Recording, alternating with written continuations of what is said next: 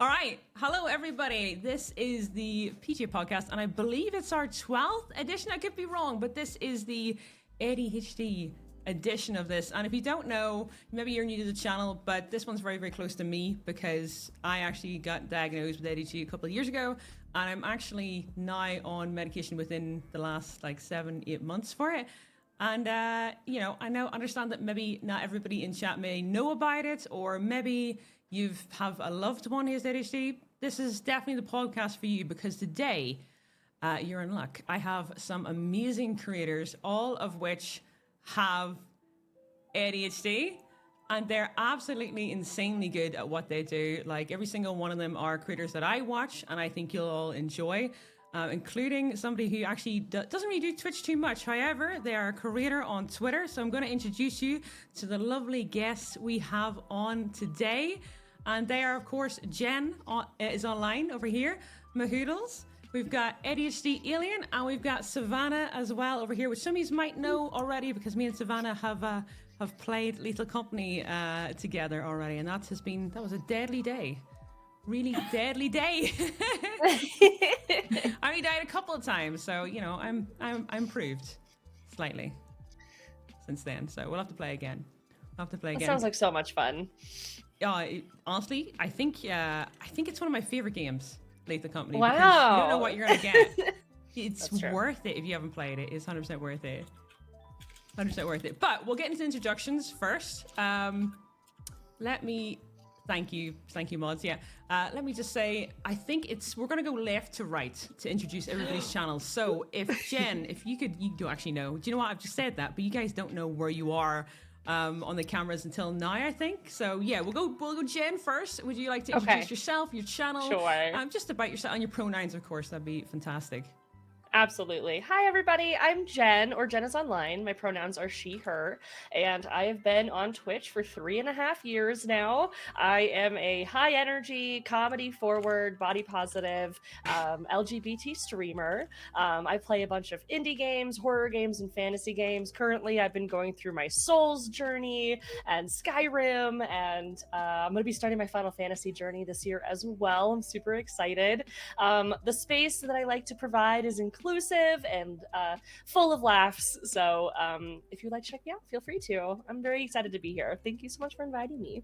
No, thank you for being here. And I think the last time I was actually in your channel, do you play Baldur's Gate but a co-op?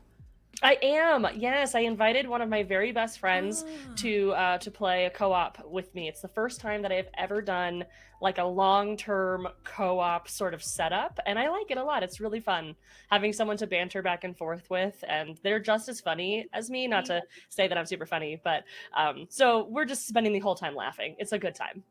That makes sense. Yeah, I caught it yesterday, and Baldur's Gate looks fantastic for co-op. It looks absolutely fantastic. I'm trying to convince Blue to do it, and he still won't do it. So, yeah, it looks really, really good for that. Would you like to go ahead, introduce yourself, Mahoodles, and also your pronouns, anything about your channel, where to find you, anything like that do you want to share? Sure. Hi, everyone. I'm Mahoodles. My pronouns are she, her. I do a bit of variety streams here on Twitch. I do educational content on outer space and astrobiology. We read current news and we do a lot of science communication. We also talk about sharks, what I'm wearing today, and conservation stuff and programming, especially like computer science applications into astronomy. And we play a lot of video games from retro up to newer things, obviously a bunch of space-themed games. And yeah, I really just aim to make science communication more digestible and easily understood, increase scientific literacy, uplift and support women in STEM. And yeah, that's pretty much the gist of my stream. I can be found everywhere under Mahoodles, pretty much. So yeah, twitch.tv/Mahoodles. That is absolutely insane. We've actually got links out, so we'll link out everybody who does their introductions, because I know Twitch is like a shadow cooldown timer thing, but you're welcome to put your own commands in as well. With your names. I think they're all correct. My mods checked them out earlier, but yeah, if you see any mistakes, you're welcome to say about them. But I put everybody's main socials on there for you. But also, I have a question. Moodle's favorite space game. Do you have one? Even if it's like Kerbal Space Program or something. I don't know if you played that. Oh my gosh, I so struggle. I do have a soft spot for the Mass Effect series, though. Yeah, okay, I see that. there's so many good space games. It's so hard to choose. Agreed. There's a lot of them out there, but the thing is, like Mass Effect, I gotta say, is very good. It has a very in-depth storyline, so I agree with that. I actually agree. Although I'm not gonna show you my character in that game because it actually made half the fan base that came in cry because I don't take characters seriously. So I really make up something. If I can stretch out the physics of the characters' faces as much as possible, I will do it as much as I can. Every way, shape, and form, I'll do it. It's always a fun time. I know, exactly. ADHD Alien, would you like to go ahead where to find you? Obviously, you know what you do, your pronouns, anything like that you'd want to share with everybody in chat. Yes, hey, I'm Pina. I make comics explaining ADHD, how it feels, and a bit of the neurology behind it. As you can hear, I'm German, and currently I'm working on a graphic novel, ADHD Alien graphic novel. I don't usually stream, so I hope I don't get too nervous today, but yeah, excited. Yeah, and also I've followed you for a very long time, and your comics have really made a lot of people smile. I think that's why I wanted to reach out in the first place, is that they're really, really cute, they're very sweet, and they're very relatable. Thank you. Really, really relatable. Over the years, like they've been like, do you know what the best part is? Because somebody, when I first got told by a mental health nurse that I had ADHD, she was like, that you have 5 out of 6 major signs. How somebody doesn't pick this up is crazy. And one of my friends, when I said to him about it, linked me your comics from Twitch chat, and I went and had a look, and I was like, oh my god, I do this. How did I never notice? You know? Yeah. But it's so relatable. So yeah, thank you for your comics. Those are really, really cool. Really, really cool. I definitely recommend everybody following like all the creators on the podcast. But 100%, if you love comics, yeah, check out ADHD and because they're really, really cute. Really freaking cute. Really freaking cute. Thanks for being here, guys. I appreciate it so far. And also, of course, Savannah, I haven't forgot about you, by the way. Savannah, would you like to introduce yourself, your channel, and where to find you, and also any pronouns? Hey everyone, I'm Savannah. It's a she, her. I am the wholesome singing Soulsborne streamer. I started streaming 2 years ago on Twitch in the middle of the pandemic, and I've been a professional vocalist for 20 years. I am primarily focused on our community and charity. It's very important to me to use the platform to bring awareness to causes that I'm passionate about and to try to be a force for good in the world. I am late diagnosed ADHD, so I'm learning as I go, but I've been a professional creator and working for myself for over a decade. So I'm so looking forward to being a part of this conversation. And thank you so much, Queenie, for having all of us here and shedding a really overdue, spotlight on this discussion. I really appreciate it, and I'm so happy to bring all of my my little crazies to the table because let me tell you, it's been a learning experience, especially with streaming and everything. And I do primarily Souls content, Elden Ring, Bloodborne, Dark Souls, all that fun stuff, and a little bit of Baldur's Gate 3s and Lies of P. And I love to create. I love to help people know that they're not alone. And I think that's exactly what we're doing here today. So thank you so much for having me. No, honestly, all of you, thanks for being on. I think the thing about the PG podcast is we do try and focus on something different every month. But I think ADHD is very much, I don't know if you've ever seen the ADHD tag, but there's a lot of streamers that have ADHD and a lot of viewers as well.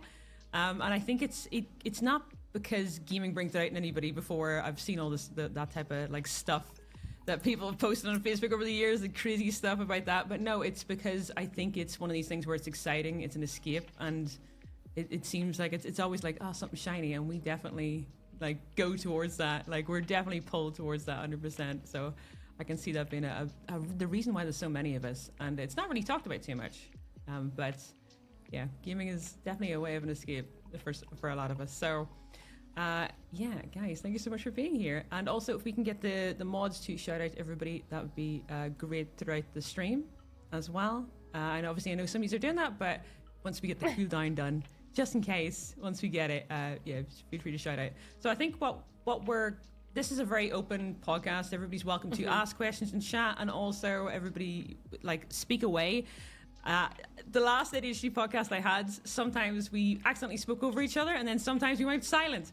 But that's sort of to be expected, I think, with these type of podcasts. It's not, something unusual. This is just how we are. So yeah, we don't need to worry too much. But I think the first question we'll go with is, what and when was it that you realized you had ADHD? And if you would like to go first, Jen, if you feel like you've Sure. like to.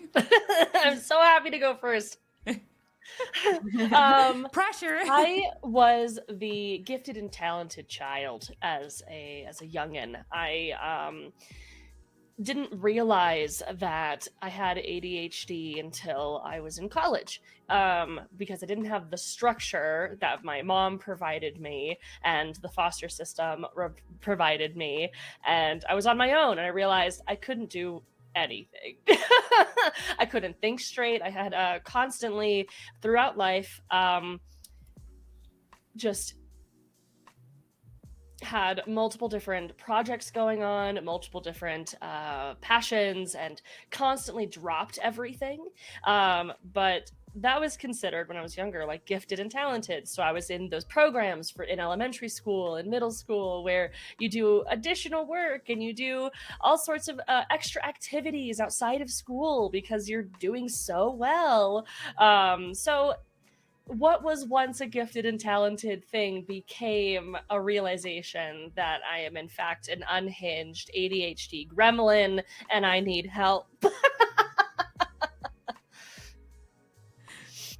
That makes total sense. When did you get like? Yeah, like around college was when I started going to therapy around college, and I started talking about the symptoms that I was having, which also were overlapping with OCD, which I struggle with every single day. But I had like ruminating thoughts that would just go off onto tangents, which is one of the biggest OCD things. However, with ADHD, I would have about 6 to 7 different thoughts at the same time, and it would sound almost literally like I had conversations happening in my head that I wasn't a part of. And I was unable to focus. I couldn't listen to people or really even hear anything that was going on around me because my brain was just firing off. And when I was telling that to the therapist at the college that I went to, she like cocked her eyebrow and was like, we're gonna get you some tests. And I was like, wait, that's not normal? Wait, that's not gifted and talented? So around college was when I was officially like diagnosed. That makes total sense. I think for a lot of women, right? Because I told my mum a couple of years ago, I've got diagnosed ADHD, and she didn't believe it. And I think what you've sort of said, like, okay, doing well in school, you know, there's no problems, like taking on more and more and stuff like that. I think that's why a lot of women don't get, you know, diagnosed till really, really, really late, or femme presenting as well. It's extremely late. And mine was like 29 or 28. And I was doing really well at school. I won awards and stuff like that for being a great student and all that stuff. Mm-hmm. But like it obviously, whatever happened, I think when I hit 16, that was when everything started going downhill. Like I was over, stressed about things. But then I realized I can't do all the stuff that I'm currently doing. I've got too many thoughts going on, and I wouldn't say it's like an angry type of thing, but people really annoyed me because they spoke so slow.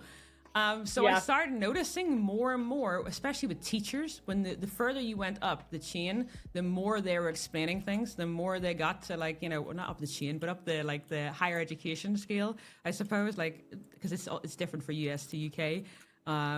But I noticed like, oh my God, I hate this. This is so boring. I can't do this. This is awful. I hate this. I'm great at this subject, but God damn, I hate this. And then I started like realizing maybe education isn't for me. And that's what I actually started thinking, like, okay, maybe it's that. And not until my partner, Baloo, pointed out to me, like, do you know you do this? Do you know you do that? And he says, maybe you, and he was like, maybe you have ADHD or autism. And I was like, well, I can go and I can ask my doctor. Went to my doctor. He referred me. ADHD nurse, and she said, there's no way you don't have it. There's no way. And the thing is about ADHD in the UK, I don't know if it's the same in the US, you might have to tell me, guys, and Germany, I don't know how that works, but they generally interview your parents, and they find out to see if the parent has it, and most times nowadays the parent actually does have it as well. And I had to say to them, right, okay, well, no, I don't. The only parent I have alive, which is my mum, I was like, she definitely doesn't. She doesn't have it. There's no doubt in my mind. She definitely does not have it. She doesn't act anywhere like me. But my dad did, and all these little telltale signs, like, oh, that makes sense. Oh, that makes sense. Oh, he did that too. So it's like sometimes the genetics part, you're like, oh my god, wonder how many people, in their 40s or 50s and haven't been ever. They'll never know because it was never a thing or was never spoke about too much back then. But yeah, Right. Like definitely something to do with education where like that's when a lot of especially a lot of women that I spoke to, they get diagnosed then and they're like, oh, this all adds up, this all makes sense, all makes sense, like same question to Mahoodles, and I'll just say the question again for anybody in chat who's missed it, but it's what and when was it you noticed you had ADHD? And I've just realized I actually wrote that question wrong, because it's when you had it, like it's gone away. I've just literally read what I had as a topic. When we were plagued with it. Well, yeah, when you had it, it's gone now. But when you had it at that stage, but yeah, if you'd like to go ahead, and also anybody in chat, you're welcome to share it if you'd like to as well. I mean, I don't want to overshare and tell the whole story, but it's kind of in parts. So I'll try to be brief and not ramble on forever. But yeah, so I guess the first time that I noticed I had a symptom was earlier in college. So hi, I'm late diagnosed, also gifted child, similar to Jen and probably Sam. And so yeah, in college, I started realizing that I have awful memory and I cannot remember anything. Like I literally had times like crying to my mom, being like, I don't know what's wrong with me. Like, I feel like I'm in the movie Memento. Like I have to take pictures. I have to write down every single thing or else I forget it all. And I had no idea that was ADHD. When I Googled it, it came up with different results that were like not fun. And I had no idea. So, fast forward a few years later, 5, I don't know. I noticed the ADHD iceberg meme of oh, you think it's hyperactivity and all of this, but under the iceberg, it's overwhelmed and forgetful and all of these other things, like rejection sensitivity. And I was like, I don't have that. I was lying to myself. And so I was like, okay, maybe I should look into that more. And I ended up seeing more and more memes like ADHD aliens that were so helpful to me understanding that oh my gosh, this is actually probably what I have.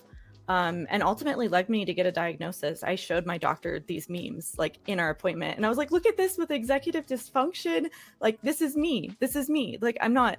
I thought I was lazy and awful, but it's executive dysfunction. I just can't function and do anything. So yeah. And there's also another meme about this, or some Reddit post about a girl who was really overwhelmed and really stressed. She was always anxious, but when she was taken out of the stressful situation, going to college, all of her ADHD symptoms took over. And that was me. I went through college completely with undiagnosed ADHD, and it was brutal. It was not a good time. It was okay. I got a 4.0, whatever, but it was really rough and it took me a while. And I feel the ADHD symptoms just overwhelmed me when I got out of college, and I thought I was just burnt out. And then I realized it was something more, because I struggled to even do the things that I enjoyed afterwards.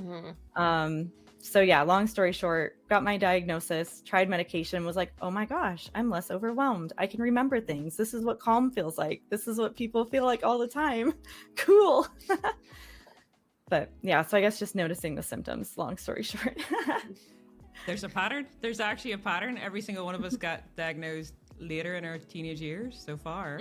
3 of us anyway. Yay, women. So I know. Jeez. Well, I think it's because I don't know if anybody else went to school with anybody who had ADHD, but the ones that I went to school with were people who were considered as very rowdy. All the guys were there's one guy who used to run around the room just making motorbike noises type of thing. I still remember his name and stuff, and he would literally be so hyper. He had to do everything type of thing. I never did any of that. I was I don't know why I didn't do any of that, but I just was like, no, I'll focus on my work, I'll get this done, and then I'll just, daydream or do something else, or try and get out for lunch earlier and that type of stuff. But a lot of parents see that as the ADHD mold, and it really is certainly not. That is definitely not like everybody. That's very rare, but those are the people who got diagnosed early. And not later on. So a lot of people thought, okay, these guys got so much energy, they're all like that. No, they're not all like that. And some people are just active in their mind, like as we've just said. Some of us have, especially like Jen said, about like so many conversations going on in your head at once. That's a hyperactive brain. You don't have to be hyperactive like jumping about with your body, not all the time. Some of it is like in your head where there's so much going on, and I've definitely noticed that over the time as well. And I've noticed that even like professionals talking to me about it, they've said the same, where hyperactivity is a mistake, where they put ADHD down as just jumping off your chair and stuff like that, but actually some people are in their heads, some people are in their the body, some people are just like fidgeting, but it comes out in different ways. So it's an odd one, I think, for a lot of people to diagnose, but this is so relatable, guys. It's weird how it's like similar. What age would you have been, you two? What's college age for the US? 18 to 23. It's early college, but any age, anyone goes to college, but 18 to 23, I would say, for the majority of college kids. Yeah, it makes sense. And there's one thing I wanted to touch on, Mahoodles. You said you went to the doctor about your memory.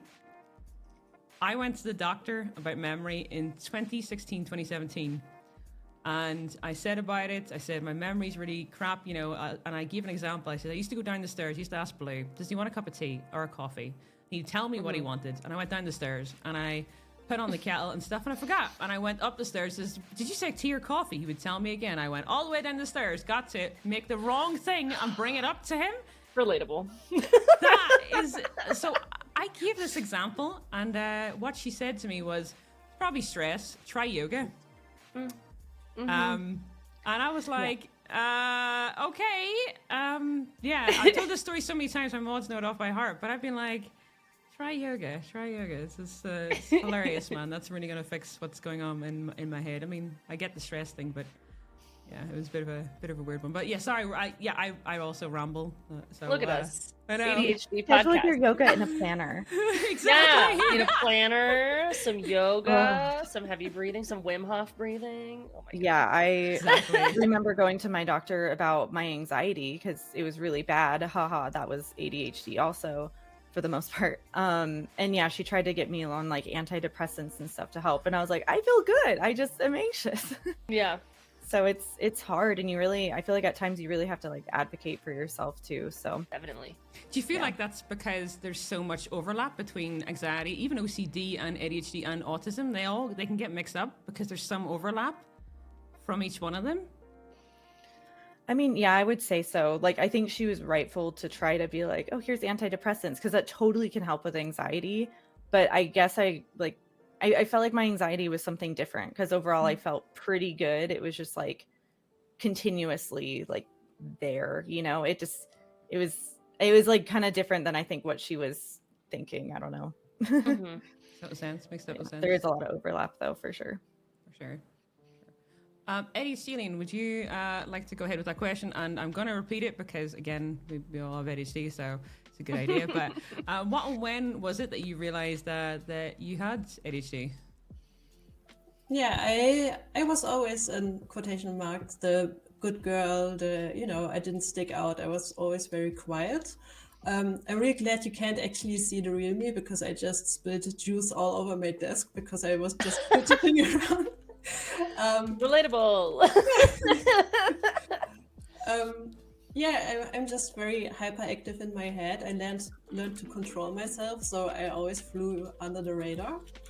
I got diagnosed at 28 after I finished university. I have no idea how I did that without medication.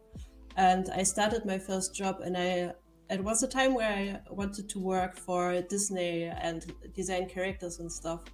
And I flew to LA and I worked on my portfolio. Like I spent all day and all night hyper focusing, creating my portfolio.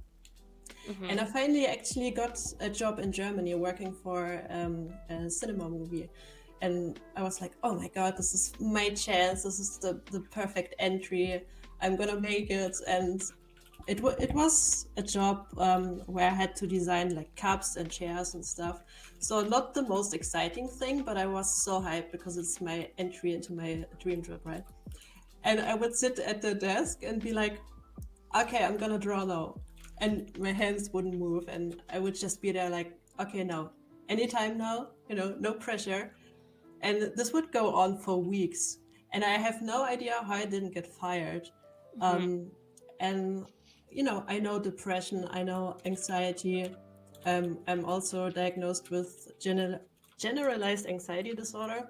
So I know what it feels like, but it wasn't that. So I couldn't explain it. I started going jogging and, doing all those healthy things, meditation, yoga. Was like, okay, I will do that. And then for certain I can work. Nothing worked. So I got desperate and I just Googled, why can't I get myself to do anything? And then like page 9, it said ADHD, and was like, okay, this is something I will just call some place. And I was literally like crying, like, hey, I think I have ADHD. Do you have an appointment? So yeah, I actually got a pretty fast appointment, got put on medication, and I could just work. Like I could just sit down, tell my hand to move, and it moved. Yeah, saved my job, saved my butt. It was just this moment because at university you kind of have to organize yourself, but you still have your classmates and professors and stuff kind of like telling you roughly what to do, where to go, when. But starting freelance, I was just relying on myself to organize myself, and that's where the whole executive function just fell through. Right. Yeah, that makes total sense. I mean, I think so. Obviously, education wasn't because you had like a structure. So I think structure maybe was easier at the start, and then once it got out of the structure, then that's when you noticed it. Yeah, exactly. Yeah. But in regards to, because obviously Germany, I would say it's mostly similar to the UK. Did you have any problems with like getting the diagnosis? Were they very nice about it? Did they understand it, or? It was surprisingly easy. I think it's a bit harder now, and it's harder in big cities. I just Googled ADHD, my city, and called there, and we have hospitals where we have like specialized, I don't know what's it called in English, specialized doctors for ADHD. Yeah. So you just go there, and they were really nice. You can go to a psychiatrist and try there, but sometimes they're not so well educated on ADHD or not like very specialized. So you might fall through the roster. They might not like pick it up on it if they have a lot of experience with it. Yeah. I think I've got another question, but this, again, if it's too personal, please feel free to either avoid it or don't answer it and move on to something else. But, I love oversharing. Yeah, exactly. It's like for when I went to get diagnosed, they tested me for more than ADHD. They tested me like they were quite sure that I also may have had like autism at the time. And when they went through like asking me questions and stuff like that, they were like, no, I don't think you fit in this bracket. This is, and they literally were like, okay, there's a lot of overlap between a lot of these neurodiverse sort of like brain thinking. And that was the shocking part for me, because I have a lot of, friends who are autistic, and their thought process is quite different to mine. And I was surprised when they said that. And then the list of little things here and there was actually like, oh, okay, no, I can see where you're getting that from. Like, loves certain things, like I love anime and things like that. And autism tends to focus and enjoy, let's say a certain topic more than most people. Like they love fandoms and things like that. They definitely attach themselves to that. And that's why they were really like asking me on that. Did you find like that was like the case for you, or did they know full well like, okay, they're going down the ADHD route and not like autism or OCD or anxiety or depression or anything like that? Did they go full for that for you?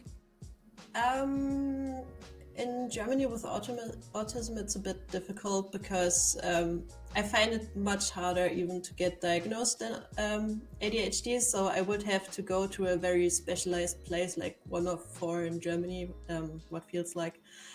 So they didn't test for that at all. They did make sure that my thyroid levels are fine. I do have a diagnosis of generalized anxiety disorder and depression, and they kind of carefully just questioned me. It was like a 3-hour talk and a lot of questions, just to make sure that I additionally have anxiety, and not everything is explained by that. But they from the beginning agreed with ADHD.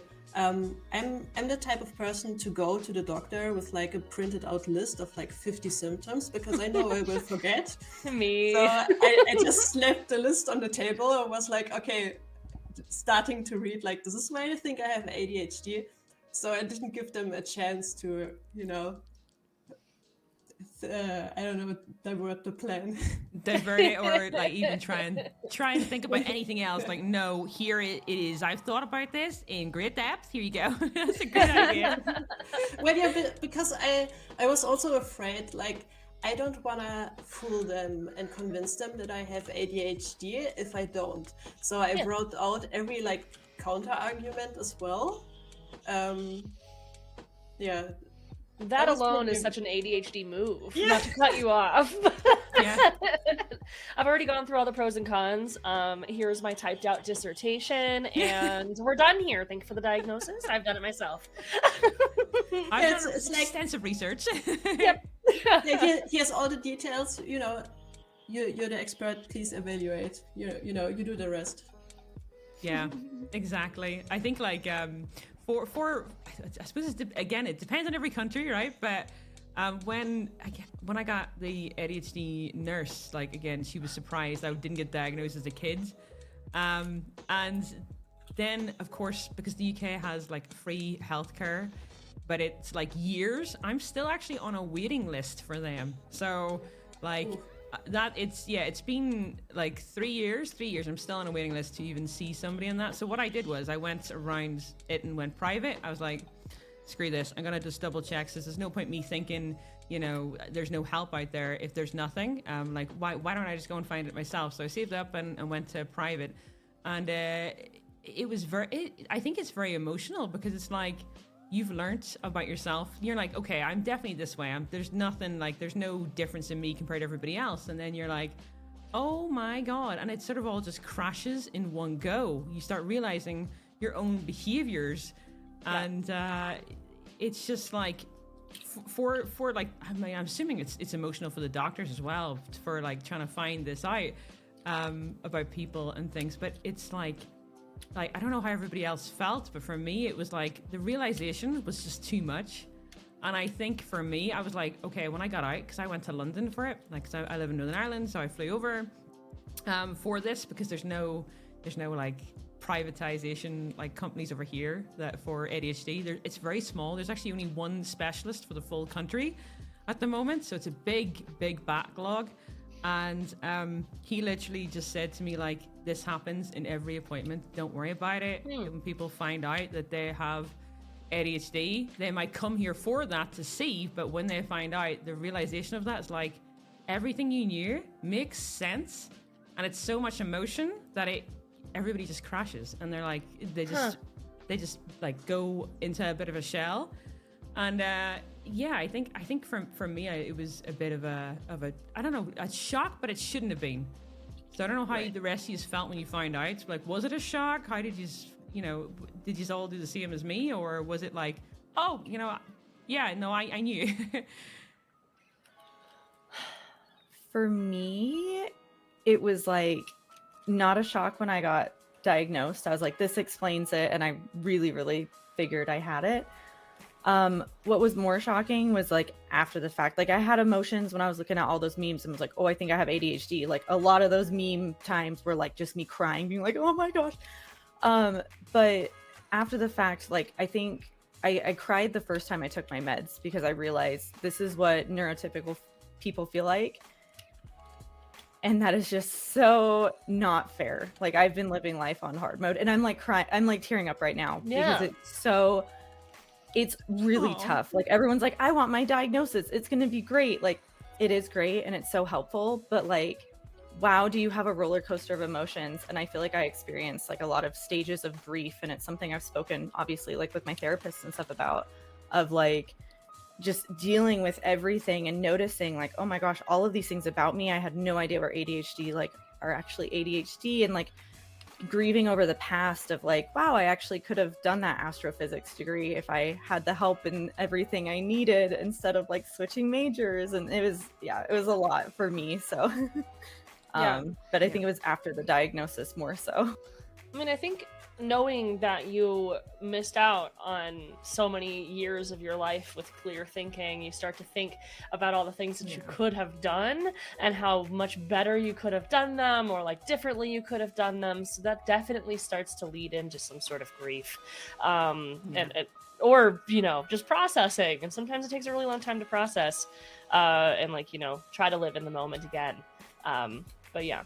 I agree. I got my degree in mental health counseling and started helping others with ADHD, and it's really interesting like hearing you guys talk about that, because it became something that I heard regularly, and it was helpful to find the signs because I had it myself. So that was nice, but I don't want to talk over Savannah. I want to hear Savannah's like intro story and how everything. Yes. Savannah, go ahead. Savlor. Savlor. Well, I have a little bit of a different experience. Well, I started singing professionally when I was a child, and touring and raising money for cancer awareness, and doing things with fundraisers and galas and charity functions, lots of news interviews, lots of morning shows, and I had decorum and how to act and how to present myself and not to fidget, and all of these things stamped into me from a young age. And what I thought was just my youth being zapped because I had to be a model of poise whenever you're representing these types of foundations. It wasn't like the Disney kids, like where you could just jump around. It's like, no, you're representing a cause. You're an ambassador, in that sense. And I definitely didn't really, I knew that I was different, but I thought that had to do with being a gifted and talented kid and a performer and somebody who's, had a little bit of a different experience growing up. And I didn't get diagnosed until going on 3 years ago, when I started therapy, and my therapist was like, have you ever considered the ADHD? Did you do you think about this? And I was like, I mean, yeah, sure. Why? Because I was the same way. Like I went to my therapist when some like really I was going through a very big grieving period of time. I just lost 2 of my brothers and my dad within a 12-month period of time. Mm-hmm. And so I was like in a grief bubble, and I was hyper-focused on my grief bubble. And I went to my therapist with a timeline of traumas, starting from my childhood. And I was like, okay, just like with the backstory, like you were saying earlier, I was like, okay, I think that this actually led to this behavior. And then, like analyzing myself and coming up with that, because I didn't want to waste any time in the therapy session. I wanted to get down to it. And what's the plan here? Okay. Like, how are we going to fix this? Mm-hmm. And, it was a surprise, but it wasn't so much a surprise in the sense that it was far-fetched. It was a surprise like I was getting an instruction manual or some sort of, but like one of the IKEA ones with just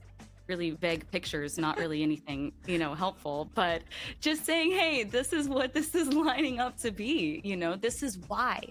an explanation for this. Like, you're not, broken or like messed up, or there's not anything like wrong with you in that sense to where you can't be a functioning human. You're literally swimming against the tide here, and things are harder for you. And I think that because I was in such a big grief bubble, that I was able to really like build myself back up and say, like, okay, I'm going to take control of this now.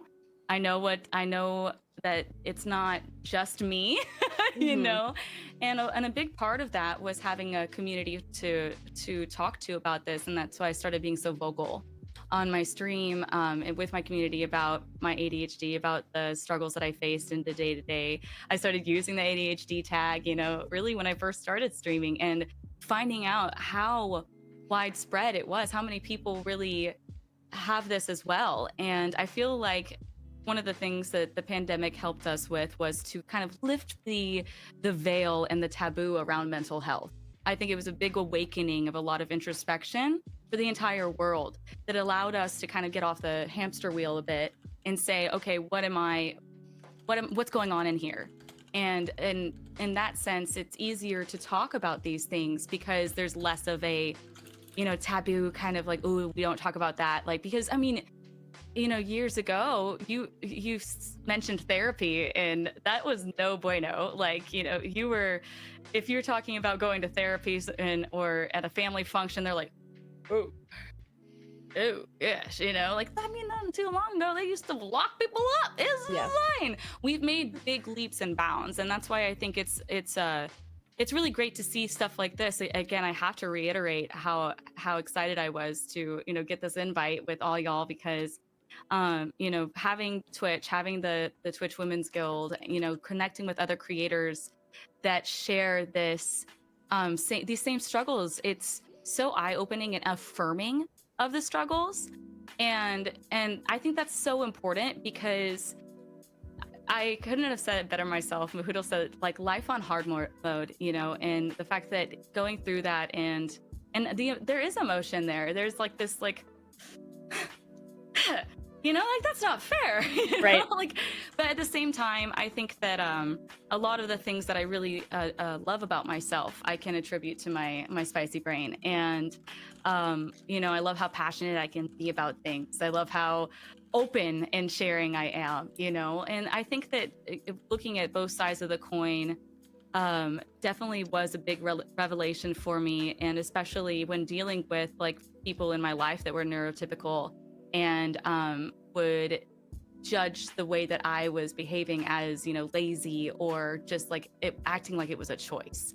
Right. And that's and shaming you for that behavior as if you don't already have that inner monologue that is fighting with those feelings. And so I feel like it's the more it's talked about, it's been really helpful for me. But I'm a baby diagnosis, like y'all, we were talking about later in life, and I think that the more that we have open conversations about this and with others, it's really just huge strides in the right direction for getting people the type of help that they need. Definitely. 100%. And on top of that, again, I think we all got diagnosed when basically we were nearly adults at this point, or yeah, that's scary. That's actually quite scary at the same time to think about, because that should probably have never really happened, I think. But I did a podcast on ADHD last year, and there was a mixture of people, but people who were masculine presenting were diagnosed early in that podcast, and the people who were femme presenting were not. And it was an interesting thing to see. And it's definitely 100% eye-opening, but also the fact that you went through so much grief at the same time, and you that's definitely something to deal with, and you should be proud of you got out of it at the same time, where you're like, okay, I need to get myself out of this. I need to find out what it is, and you went in and actually got them to look at it, and that's definitely something that is probably very ADHD in itself, where, like, again, as Pina said, they went in with a list and said, here you go. you know, what, as you're a professional, this is what I think I have. There's the list of the reasons why, and it feels like it's sort of like the same with your self-sav, where it's like, no, I need to get this out of, you know, the way. I need to find out what this is, and if it is ADHD, then I need to know.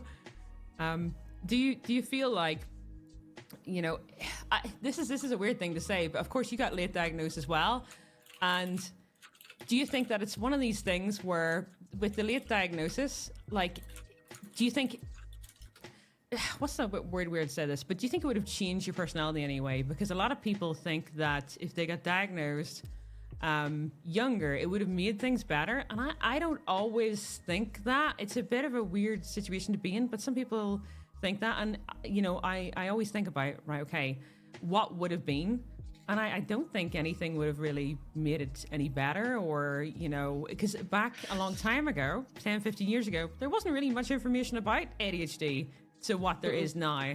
And it is more accepted, and people thought that ADHD kids were either like extremely disruptive or extremely hyper or a bit rude. And that wasn't For bad the case. parenting. Bad parenting, yeah. And a lot of parents will not, like, again, my mum's in very much denial because there's five of us and I'm the oldest, and I'm trying to get my youngest sister is 100% got ADHD. There's no doubt. And my brother, who's got a serious girlfriend now, she is forcing him to go to a psychiatrist to go and check to see if he has it as well, because when she spoke to me about it, she says, your brother does the exact same stuff. There is no way. I said, I've spoke to him about this before, and she was like, you know, irate with him, saying, you're going to, you know, check this out, like, type of dragging him, you know, kicking and screaming, and it's probably good for him, but he doesn't realize that at the time. But I think a lot of parents, yeah, they're in a bit of a. I do feel bad for parents, because, you know, I understand, like, it's your child, and you don't want to think they're, you know, you want to be like, oh, my child is normal, or oh, my child is a reflection of me, and it's not always the case. They are their own people, but I do feel bad for them. But do you think, are you a parent yourself, Savannah? I am. What's your opinion on it? Well, I'll tell you, you know, it's very eye-opening, because you don't want to make any assumptions, especially, I'm not a medical professional, again, and this is new to me. However, one of my ADHD superpowers is research and hyperfixation, and I can just, like, black hole into something and just absolutely just digest that information, you know? And so I've learned everything I can and tried to educate myself as best as I can. As a mother, and especially as a single mother, you know, caring for my 7-year-old son, there are behaviors that are so similar to my own. You know, the texture, sensitivities since he was a baby, hating buttons and tags, and just being like, ow, not wanting to get his hands dirty. You know, like the hyperactivity, the not being able, like not being able to really sit still. And then part of you is like, okay, how much of this is just normal kid stuff, and how much of this is ADHD? And so my thoughts on the matter is, it's my job as a parent to give my child every tool that he needs to succeed, whether that be supporting him as a neurotypical or as a neurodivergent person. It doesn't matter. Right. You know, I'm going to love him the same. I'm going to provide for him the same. It just, at the end of the day, I think that it's important that we are, again, raising the stigma away from it, so that there's not so much of, you know, putting people in a box and limiting people based on the fact that they're neurodivergent. I feel like, you know, that there can be a downside to having a diagnosis, and I know that some people actually make the choice to not get a real, like, real is not the right word, I apologize. Official is a better word there. Official, clinical. Yeah, clinical? Diagnosis. And self-diagnosis are valid. You know yourself better than anybody, you know? And so I think that as long as I'm giving him the resources that he needs, and I'm listening to him, and you know, doing everything that I can, that's the important part. But I feel like if I was diagnosed sooner, I don't know if anything would have changed. I still think that it would have been tried to stamp out of me. Yeah. You know, and I believe that, especially with women femme presenting, it is one of my little theories, and I can't claim it as my own, but something that I've seen, time and time again is because we are expected to be more quiet and reserved, and even that the behavior that's been stamped down, generation after generation of what you expect a well-behaved woman to be. Yeah. And I think that definitely has something that does have a lot to do with why it's so much more prevalent for femme people to be masking and grow up masking and be like, well, I just have to behave like this even if I don't want to be like this. That's not how I want to listen to that piece of music, but if I act like this, I will get in trouble. I will get looked at, I will get pointed at, all this stuff. And what I've noticed since coming into discussions like this and since being a part of communities that are open about this, the Twitch communities and again, like the Women's Guild, and talking to amazing creators like yourselves and following amazing creators like ADHD Alien and reading these comics and these short form stuff and all of this has helped me to be like, okay, I'm not alone in this. I can start this conversation with this, and I'm uncovering a bit of what is salve and what is mask, and what is salve and what is mask. And it seems like I think that for me, I don't know about y'all, but that's one of the most emotional parts for me. And it's exhausting sometimes, to kind of balance that out. I don't know if y'all have had a similar experience, since being diagnosed, but that's been a challenge. Agreed.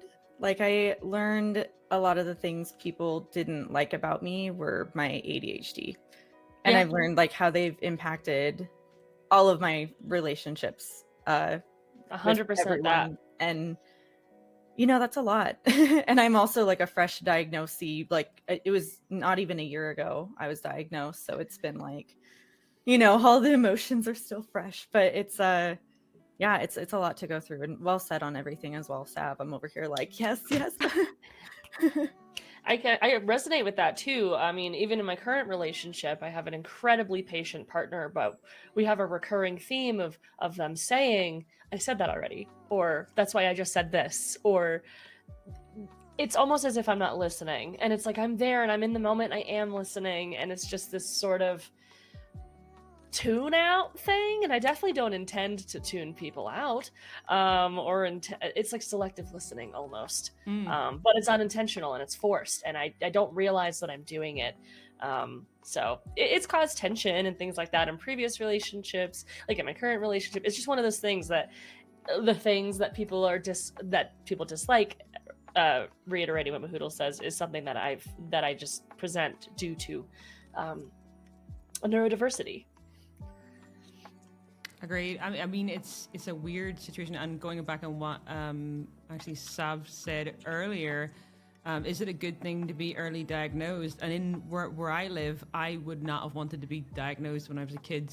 The more and more I think about it, because they treated people with ADHD not in the best light. Especially that kid that I went to school with, Declan. Like, he wasn't a dumb kid by any means. He wasn't a award-winning kid or extremely gifted, but he wasn't a dumb kid. But he was treated like that. He was like downgraded in reading groups and stuff because he was disruptive. And yeah, of course he was. But that was the whole point of having a classroom assistant for kids who need more help. And you could see that they weren't treated fairly, or they weren't treated the same, or they not even just the same, because the same is it's a bit of a weird thing to say, but early diagnosis could have really damaged a lot of people at the same time. So it's a good and a bad thing depending on your age, of course, because early diagnosis now a lot better, but 10, 15, 20 years ago, depending on how old everybody is, that could have been a game changer on how things played out in your life, and could have been for the worst most of the times, especially education wise. But so much freaking stuff relatable. So can I be like an itty bitty nerd for just a second? Go for it. Go for it. So part of the reason that like there's so much quote late diagnosis and stuff is because psychology as a field is just so new. Like with ADD, not ADHD, but with ADD specifically, that showed up first in, I think it was like 1968, and it was referred to as what was it referred to as? I think I know this. Oh my god, I know what you're talking about because I looked into this as well. I watched like a TED talk on it essentially. Yeah. Oh, I found it on Google. Hyperkinetic reaction of childhood is what it was originally thought of as, and that was in 1968. And they like an X-Man. I know.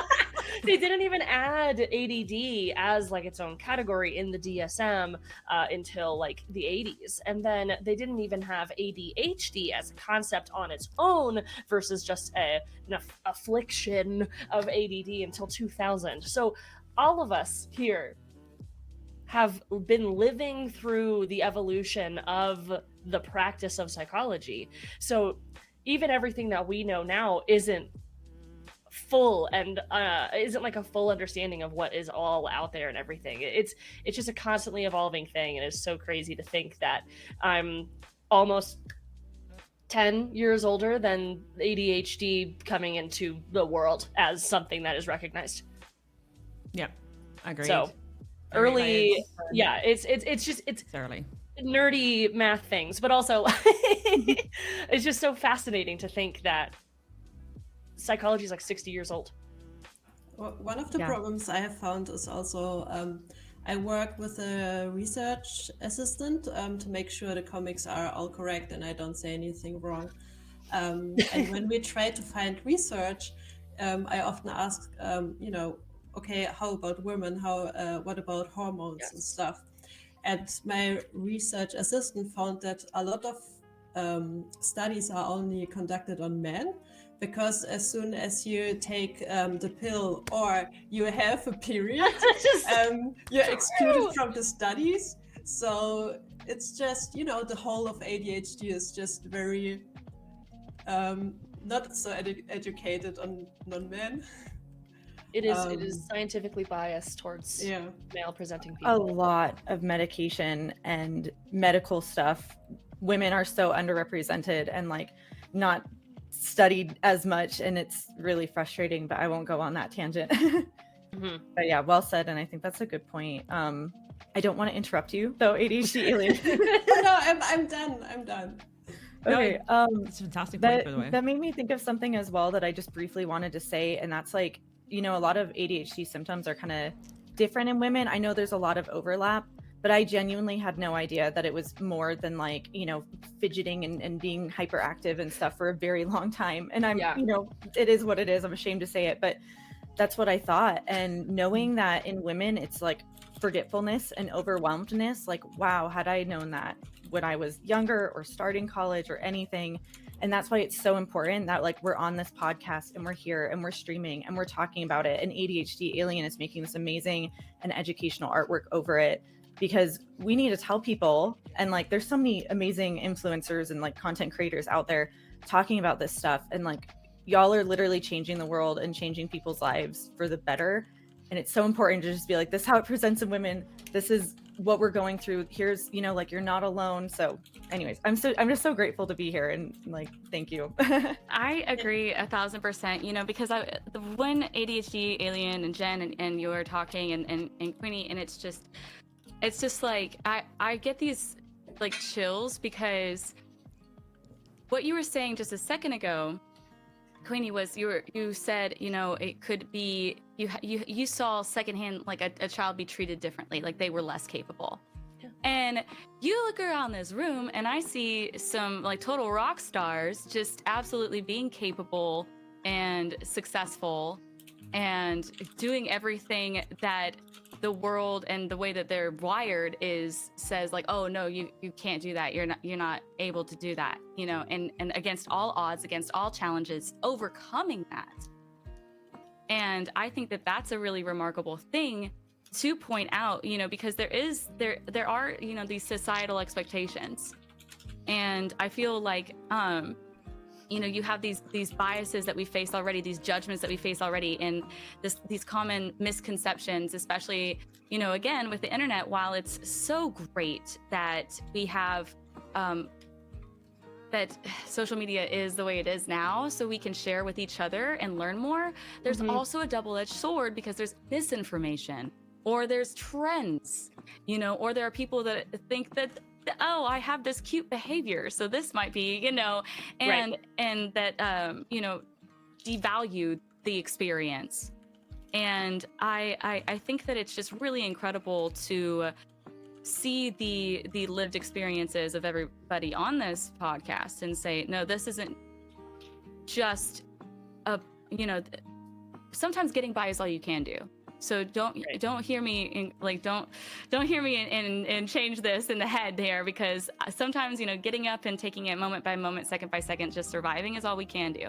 But I see people thriving, being successful, being capable, absolutely knocking it out of the park, still with ADHD, and being representations of what is possible, even with this, you know. And I think that having that that discussion and just that showcase is really, really special. It helps to lift that stigma and help to create an understanding that, okay, yes, there are challenges. It is very hard. It is very, very hard to have structure and routine and to manage yourself as a full-time creator or a part-time creator or as a caregiver or as a parent, or to juggle multiple roles, or to, like ADHD Alien was talking about, having that your own structure as a freelancer. You know, you have the self-doubt, you have the imposter syndrome, you have the rejection sensitivity. You have these things, like your life is it's like being in a car and turning the volume knob all the way up. Yeah. And that's how you experience every single color and sound and emotion and thought. And it's just times 100. And regardless of the challenges, and regardless of the obstacles that you face, you're still absolutely kicking butt. And you're rock stars. Exactly. And I think that that's really cool. There actually are studies on, I'm not entirely sure if I have the number right, I googled it quickly, but there are studies on how many more negative comments kids with ADHD get. Google says 20,000 more. Interesting. So sad. Don't quote me on that, please look it up yourselves, but it's just... It's so hard to, you know, grow up with ADHD, not being seen, not having your needs seen and met or like accepted. Like, because you will say, oh, I can't do this, and people won't know why, so they will tell you, no, you're able to, you know, stop being lazy or something. And then the invalidation on top. So I totally agree. It's, you know, whatever you're doing right now, you're just so strong for still being here. Yes. Yeah, great points. And actually, I don't know who's medicated and who's not here. If you're medicated, if you don't mind, I don't have a hand. I am actively not medicated. I think that's a hint. So is this because I know in the US it's really dear. It's too much money. I cannot afford to be medicated in the US, so I am actively not medicated. I found out how much it is for you guys compared to what I pay. So I've got private right now until I have my last appointment with my private one, and I found out it is 3 times the cost of what I would pay for it compared to what you guys would pay. That's nuts. That is so crazy. I've been medicated on and off, so I want to say I have a superpower of being able to manage without, but it's just not true. Being unmedicated, you can tell, like in my streams, in my regular life, I can tell just by living my thoughts. Things are faster, things are more confusing. I get less done, but I want to do more. I schedule myself. I overly schedule myself, and then I burn out. And then I'm like, what happened? What went wrong? And it's like, oh, because you scheduled 10 different things and committed to so much that... and you felt so passionate in the moment that you weren't able to do it, and it's like a hyperactivity. I need to constantly be moving, or I feel like I'm alone with my thoughts. It's sort of the joke on my mental health in the sadness regard, but it's also alone with my thoughts in the ADHD realm. I did talk about how, like, I struggle with OCD, ruminating thoughts, which is one of the biggest OCD symptoms, and with ADHD it sort of just amplifies it by 10, and I'll have multiple conversations happening. So I'll be thinking 10 different things, looking at a chat that's scrolling super fast, and also playing a game, and also doing all of these things at the same time. And sure, I'm powering through it, but it's very hard, and I am so exhausted all the time. At the same time, I also resist sleep because my brain is going too fast. So I am constantly, it's 3 a.m, I get off stream, I go and hang out with my partner, and we watch shows, and suddenly it's 6 a.m. and I have to be at work in 2 hours but I haven't been able to calm down because my brain is just continuing to go. I'll even sit in the dark.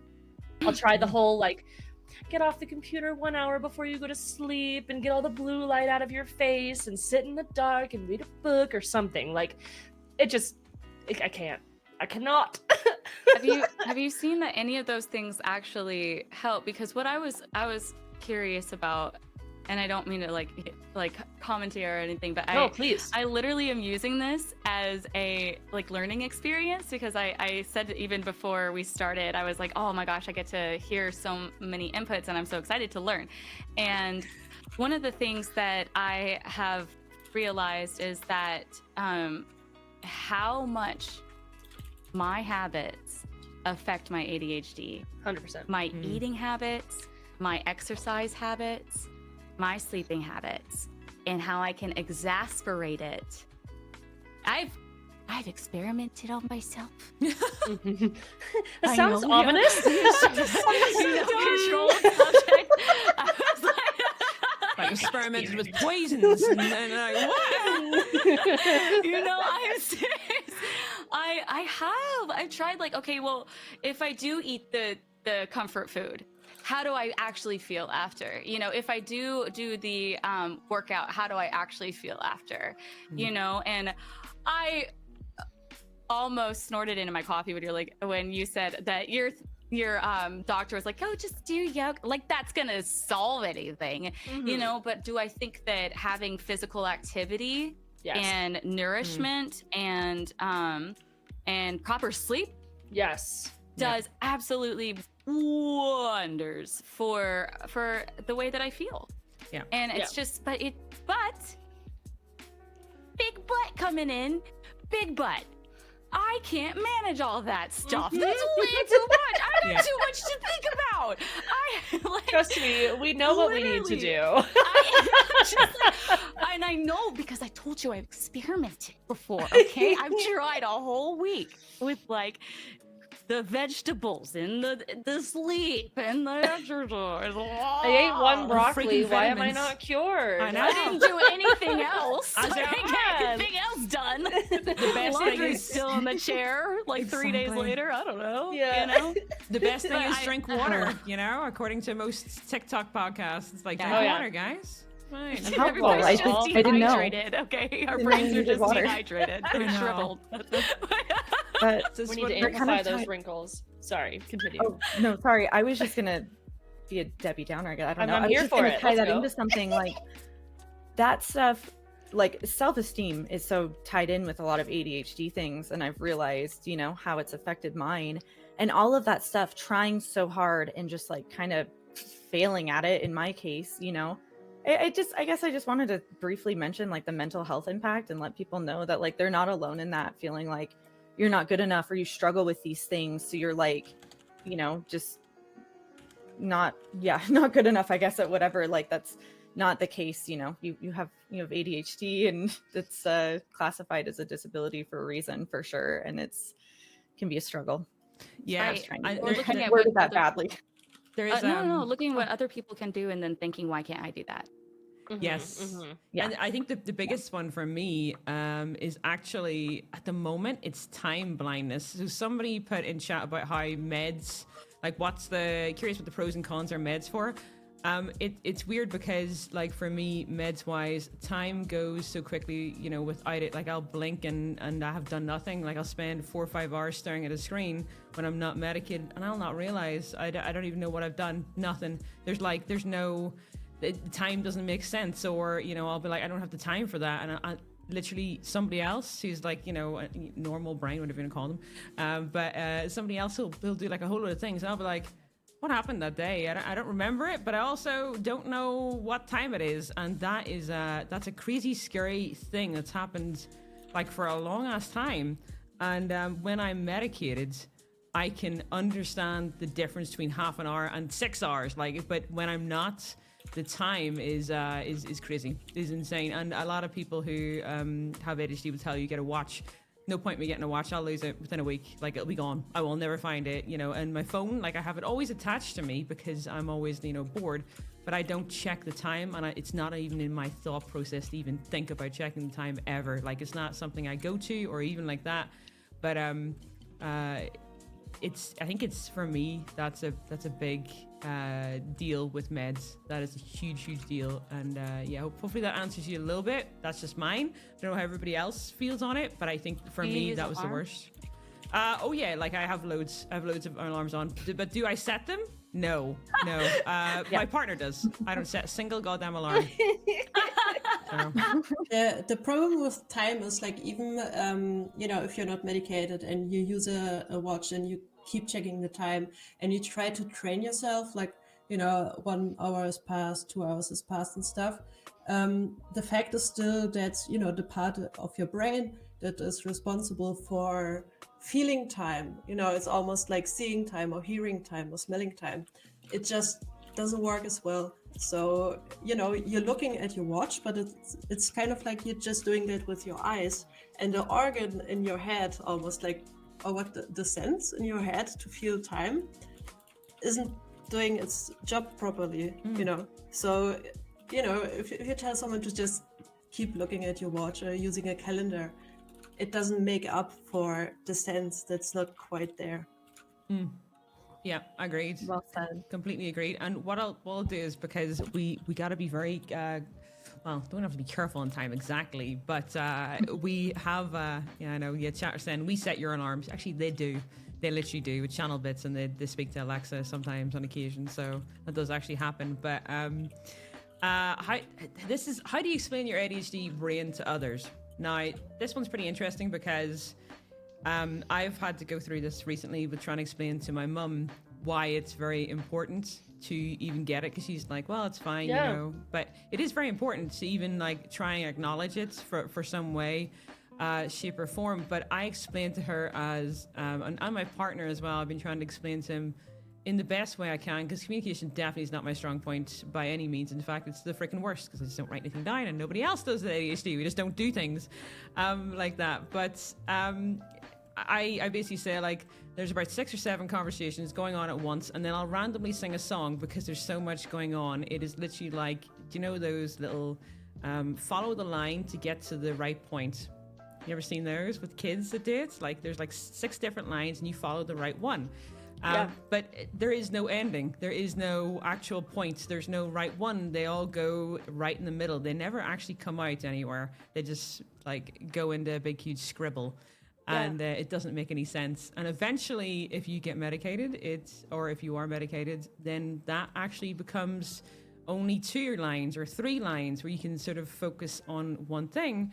But I've always sort of explained it where it's like just those kids' little lines. You're supposed to follow the line, but they don't go anywhere, and you keep trying to follow it, and it will never ever stay. You will never be able to follow that line ever.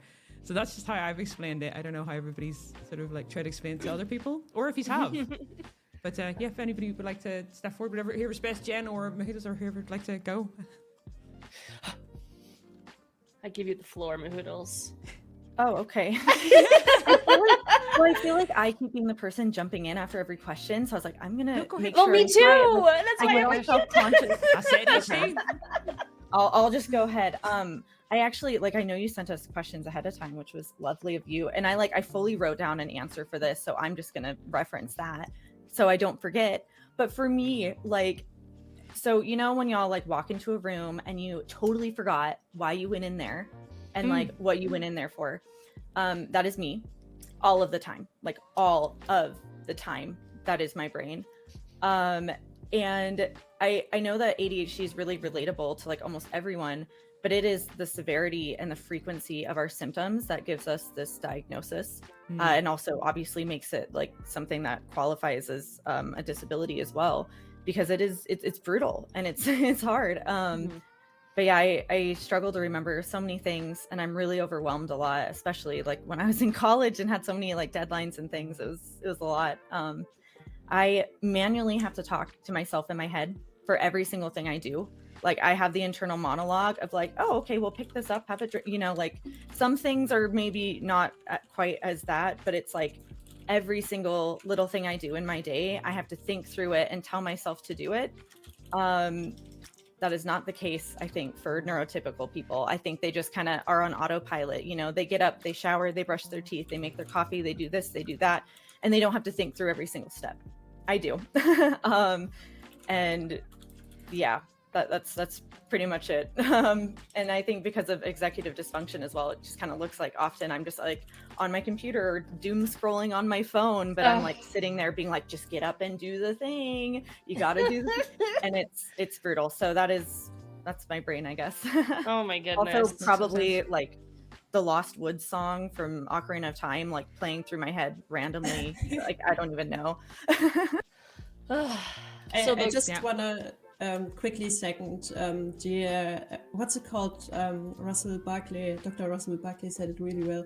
This self-directed internal monologue, like telling you what to do, that is executive functioning. So you're like right on point there. Oh, good to know. Thank you. The The question was take everyone through our mind and our thought processes. Is that correct? Just how you would explain it to somebody who's like not neurodiverse, really. Okay.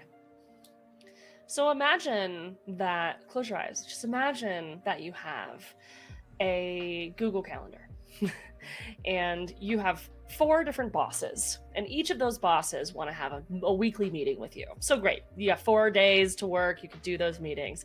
And then you have reminders, and you have tasks, and you have recurring meetings with all of your clients, and you have 100 clients. And all of those meetings are weekly. So now you went from 4 meetings with your boss to 104 meetings a week. And how are you going to schedule all of that in 1 week? And so then you have your reminders and your tasks and literally everything else that you need to do on your day-to-day. So now you have 8 hours in your workday and 16 hours worth of work that you have to do. But squish it into 8 hours. Do it. Come on, do it. Why aren't you doing it? Why can't you do this? Are you okay? Come back. Come on. Why you can't burn out? Get back here. And you have this little voice in your mind. For me, it's like 10 different voices. But you have this little voice in your mind that is like pulling you in all 10 different directions, thinking about all of those meetings at the same time. How overwhelming is that? That's how it feels. Horror film. What the fuck? Thank you for that nightmare. Yeah. Well, that's how it feels to have ADHD in my brain. Yeah. That's just actually it's so funny because I just looked up at the last second and I was like, because at first I was like, is everybody else closing their eyes? And then you got like everywhere I looked at the last second and both Queenie and I are just like, oh my god. Like, well, I started like yelling at the end there because it's like that sense of urgency, it gets overwhelming. Yeah. And then you're just blaming yourself because even it's like you wouldn't absolutely curse yourself up and down if you had a broken leg and you couldn't make, you couldn't do the things that you normally did with 2 functioning legs. But then because it's invisible, because we look like we should be able to do everything, like it's just so hard to have that understanding there. And it's, oh my gosh, it's crazy, because like literally it, especially with having other people depend on you, like if you have stuff to do during the day, that's my worst thing. And like I don't think I could go back to working for somebody else, but even like having to schedule meetings, or even doing collaborations, if I have somebody else depending on me, I won't do anything at all that whole day until that thing is happening, because I know that I might go into the time blindness, or I might go into I will sit and I will wait for my 4 p.m. appointment, even if I get up at 9, because I have learned the hard way that I can't trust my brain. Yeah. And, it's like walking into, like on my bathroom mirror, I started taking an expo marker with me, and like I write stuff on my bathroom mirror because I realized that if my hands are busy, if I'm doing something passive, that's when my brain starts working. So I'll be like, oh, I remembered that I need to go to the dentist, or I need to schedule an eye exam. So I'm going to write that on the bathroom mirror, because otherwise I will leave the bathroom. I only remembered because I'm brushing my teeth. And then as soon as I leave, I completely forget. And I think that my favorite story about ADHD was the one about, what was it? An acorn or a piece of gum or something. What was it? It's kind of famous. Does anybody know what I'm talking about? Say that again? There's a story about a person who every day they got into their car and they had, I'm just going to call it a marble. I don't know if it's a marble. Maybe I'm just losing mine. But there was a marble on top of their little dashboard in their car. And every time that they got in, they saw the marble. They said, oh, I'm going to take that. I need to take that inside. Okay. When I get out of the car. I know what you're getting at. You. And then they pull into the driveway, get out. No, it's still there. Mm-hmm. Next day, get back into the car. Oh, I meant to take that inside. Okay, when I pull back in, I'm gonna put that in my pocket. I'm gonna go. Days and days and days like this happen, and then they start breaking into tears in front of their partner that they're with, and just trying to explain that it's not that I don't want to. I want to, more than anything, be able to take the marble inside. And it's so small. And to have that barrier there makes you feel so small. Like, oh, if I can't do this, then, I can't do anything. Yeah. And it feels like the only things that exist for you are it's like staring at a merry-go-round, a carousel in the mall. And you know that on the other side of the carousel, like, that there's probably like a lion and a unicorn or whatever, but right now all you see is the hippo and the elephant and the rhinoceros. And so that's all that exists in that time. Sure, like, there is other stuff, but as long as it keeps going around, whatever's right in front of you is the only thing that you're going to be thinking about. It's the only thing that you're going to remember. If you put the veggies in the drawer and they're not out, you're going to forget that they exist. Mm-hmm. If you have the clothes in the washer, it's going to be days before you take them out. It's that permanence. It's that constant, like, beating yourself up over stuff that you can't control because you think that you should. That's the ADHD for me. Because I still punish myself for it, even though I know better. Yeah, you mentioned like the things go to die in the drawers, and someone in chat just said the veggie drawer where all the greens go to die. So actually, being like an unmedicated ADHD individual, I have to work around those things. So it's really funny because like the fridge is like all the perishables are in the door, and all of the rest of the stuff is in the fridge. Because if I don't see it, it doesn't exist. It doesn't, like, it literally does not exist. It's almost like if you put a blanket over a toy in front of a baby, they're like, oh, it's gone forever. I'm going to cry because it's gone now. And then you bring it back. I'm like, oh my God, I do have mushrooms, but now they're really moldy. And I got to throw them away.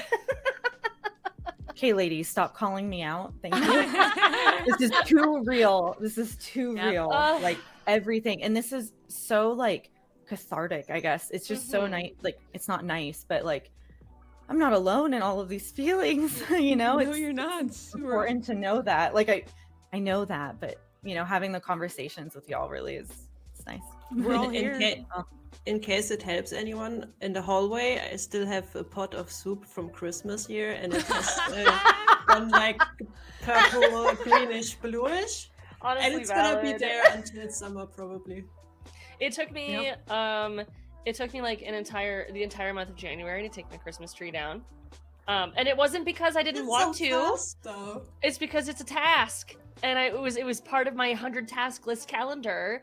And I would see it, and everything is such like an urgent task. I'm like, I gotta do this, I gotta do this, I gotta do this. So I do nothing, and I lose 5 hours to TikTok, just doom scrolling through socials, being active on Twitter, and all these things. So I finally did it one day. I just scooted off the couch and sat on the floor next to the tree until I mustered up the strength to take stuff off of it. But I did it. Thanks. That's so good, bro. I had a question because, and I know that I want to be sensitive to time and stuff, but I did want to bring up, because we are creators, how hard it is to have ADHD and be a creator when 90% of your work offline is in distraction station. And you have to be like, okay, let me look. Okay, I need to get on my computer. And then boom, there's an email. And then, okay, you went to this task. And then over here, oh, wait, I needed to post on the socials. Oh, wait, now I saw something on the socials. That reminded me of a video that I wanted to record. Okay, so I'm over at the TikTok now because I wanted to find that sound because I had an idea from a different thing, from a post that I had saved on Instagram because I had saved like so many different sounds. And then all this, it's just, it's nonstop. It does not end.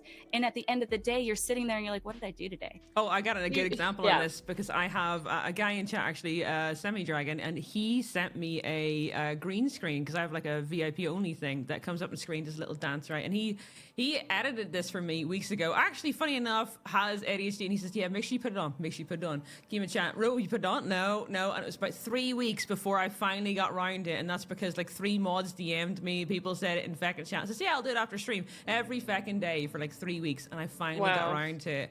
And I just kept forgetting because, people kept either distracting me with something or, there's an email or because I live with somebody, he doesn't have ADHD at all, but he's very much like very organized person. So he's like, yeah, right, okay, stream's over. And, and I forgot to tell him about this one green screen thing I was going to put on. So he never put it on a schedule. So he's like, yeah, right, next thing. And I was like, yeah, so I just kept forgetting about it, over the time. But that it's freaking insane to get everything scheduled. And I don't show the schedule we have often, but Simon's made Blue, the other half of the channel. He made me a diary, or the whole channel a diary, and it is like. It's something that he doesn't get about it is it's extremely overwhelming to look at because he writes everything he does down. Like everybody he speaks to, everybody he replies to, he's like, yeah, you check the diary, and I'd be like. I don't check that thing unless you say to me. I don't even know. I know it's on the bookmarks, but I'll check it eventually. Yeah, sure, I've checked it 100%. I'm like, I don't remember to check it. So, yeah, it is. I think it's very difficult to get round to it or remember it. But I feel like I'm lucky because my chats, especially some of the ones that actually suffer with ADHD, are aware of it. They don't take it to heart, and they remind me. And my mod team as well, they've been insanely good with that. Like when we find out that I had it, they were like, Ro, have you done this? Ro, have you done this? And I'm like, thank you for the fucking reminder. And then they'll say like half an hour later, did you actually do it? And I'll be like, yeah, no, but I'll do it now. I'm back at the PC. I'll do it. So yeah, no, I gotta say, I think it's like, if you are lucky enough to have a good community or you're lucky enough to have cultivated one, I think you will do pretty good. But if you are one of these people who, maybe you're just starting, it might be a bit harder.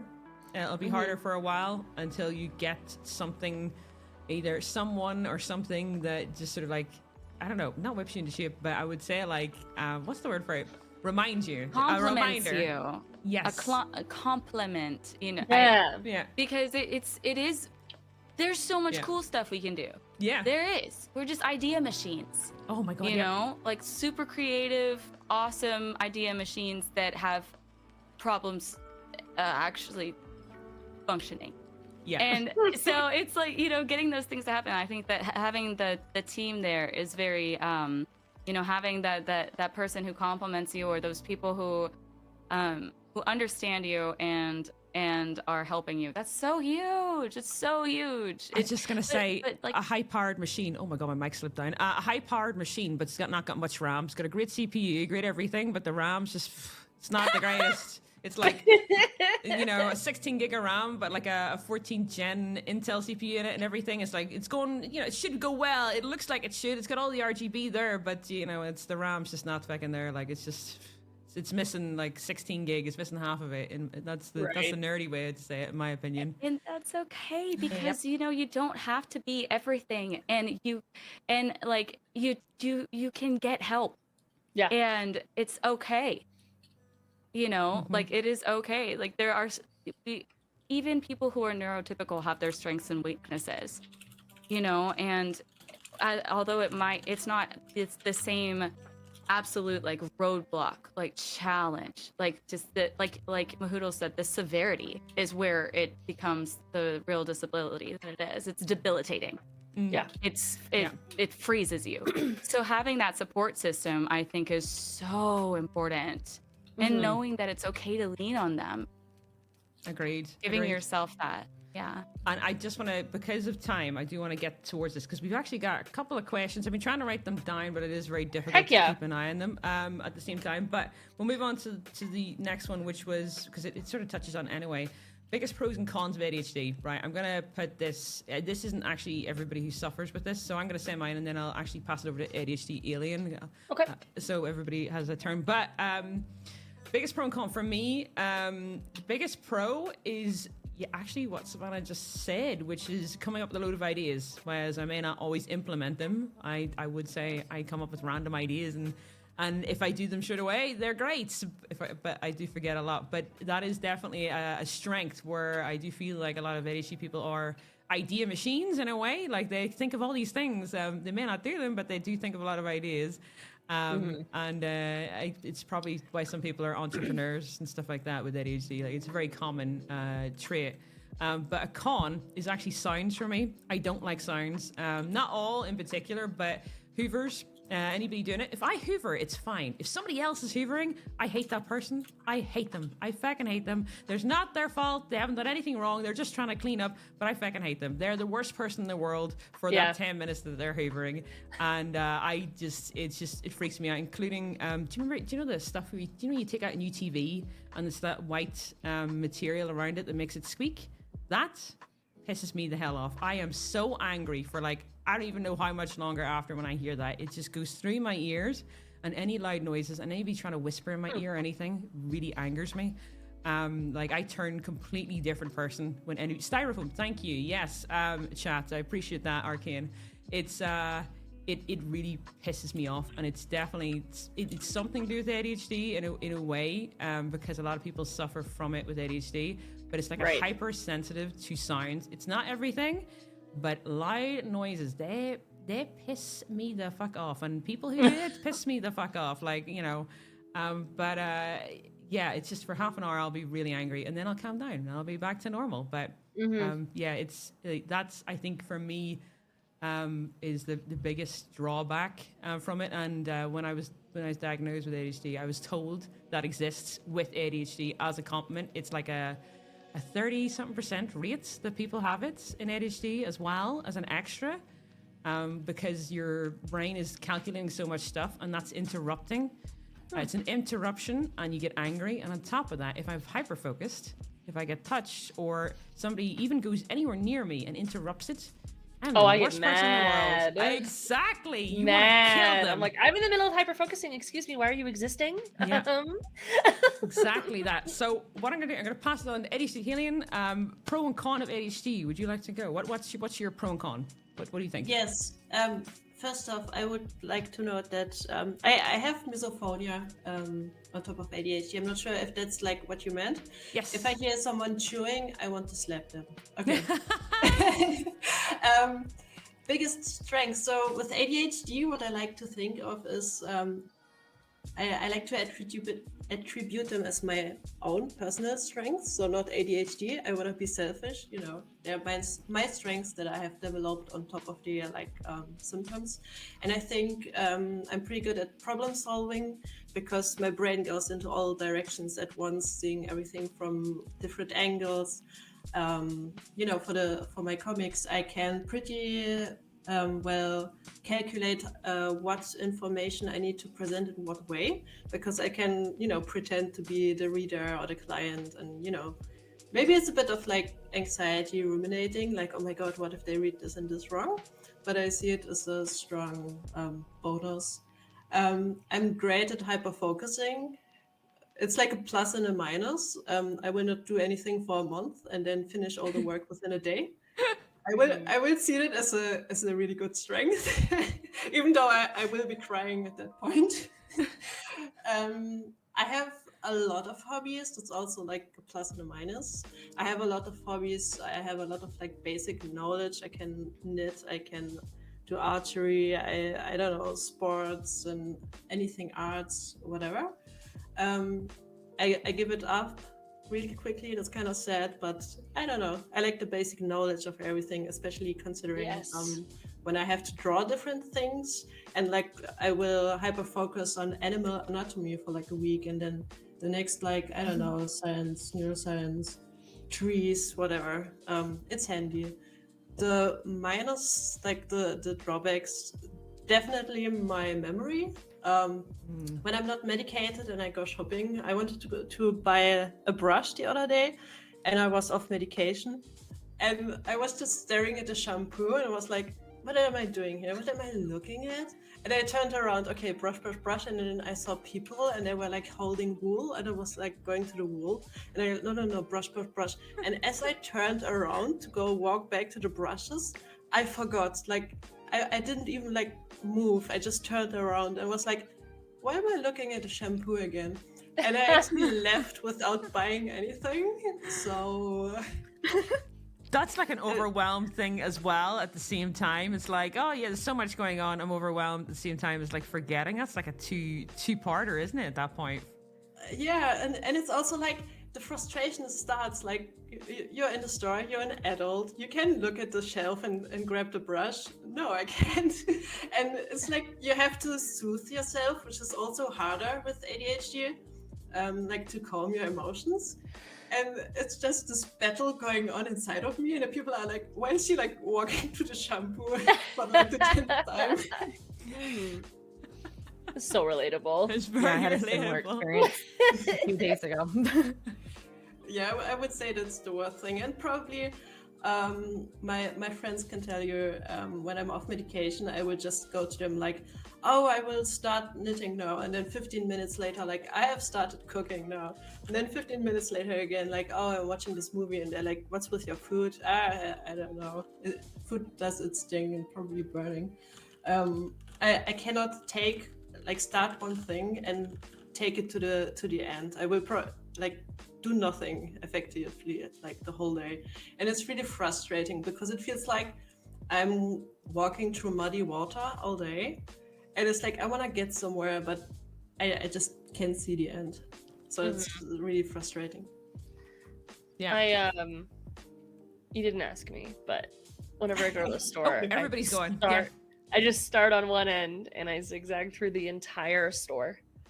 That's just like, it's how I stay organized at the grocery store. Like if I go in and I'm like, I got to get this in this aisle, and then I got to come out and go to this aisle, I'm like, I'm lost and I forgot why I was here. But if I just start where the water is and end where the produce is, it's great. So like no turning back.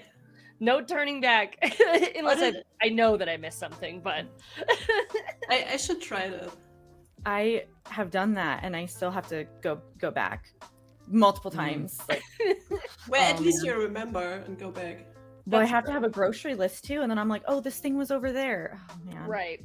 I don't even don't go to have the it store. memorized. I don't go to the store. I do everything online. I have do a that list. now. I meal It's I so meal nice. plan. I meal plan. I get my stuff. I get the same stuff, and that's all. I don't trust myself in stores. I don't at all. I don't trust myself in malls. I don't trust kiosk people. I don't trust any type of They don't have my best free interest in mind. sample. I don't trust any of this. I know for a fact. Like I'm gonna like, buy it. you get those like the beepers, right? You're just like, because again, I feel like a lot of people with ADHD are painfully self-aware, and it's like beep beep beep beep beep, beep going into distraction zone. Beep beep beep beep. We're sorry, your computer is not working right now. You will shut down shortly. Executive dysfunction incoming, and you're like, gosh, I gotta stay away from that. Whatever that was, whatever that input was, whatever that sensory thing was. I feel it coming. Yeah, I can't even go to the store. Y'all are warriors, but. Since like they have grocery store delivery now, I just don't even leave the house. Yeah, same. It's not worth If we're it. being real. There's too much shiny things outside. I'd rather just have shiny things on my PC. It's too risky. The only thing when I do go out, what I'll do is so in Northern Ireland, right? There's not very many people that are colorful or that are like interesting in that way. What's the word for it? They don't try and stand out, right? They will not be any different. They'll all try to blend in with the environment. So people don't approach me with free samples or anything like that because they're like, oh, it's one of those people. No, we're not going to go near them.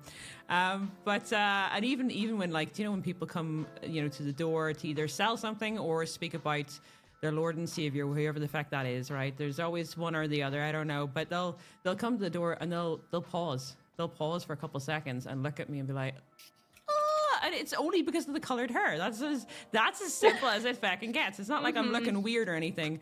But I've noticed that that happens very often, so I don't get that. But when they do approach me or anything like that, I just look at them with like down eyebrows. I'm like, no, don't do it, don't do it. I've got something in my head. Go away, and I will literally frown at them because I'm trying to think. I'm trying to be like, I need this, I need this, I need this. Exactly what ADHD Alien said and Mahoodles with going in and trying to get like the product. I will be like, I'm trying to keep it in my head, and I'll be like, I need this, I need this, I need this, I need to go and get this, I'm getting this, I want to focus this, I want to get this. And sometimes I'll forget the whole way, but I'll be angry the whole fucking way to that. And I'll be like, I must look really freaking weird walking around like scowling the whole time. But it's actually, it's a pretty good thing. So yeah. I would love to just see the camera recordings of all of us in the store. Dude, that should be a Twitch Rivals. Putting a lot of ADHD people in and just giving them a list and seeing if they get it, right? And the person who gets the most of the list wins something, right? Fucking hilarious. See, now there's stakes and I'm interested. Make sure that we have to build something too, though. Oh my god, yeah. Yeah. A bridge. Fantastic. Like in the gifted and talented thing when we were kids, you had to like build a bridge out of popsicle sticks or something. But then it lights up that then it gives us the happy chemicals and because we get a reward and that's dopamine. That's something. Then we do it. You know, that's the thing is that you don't get rewards.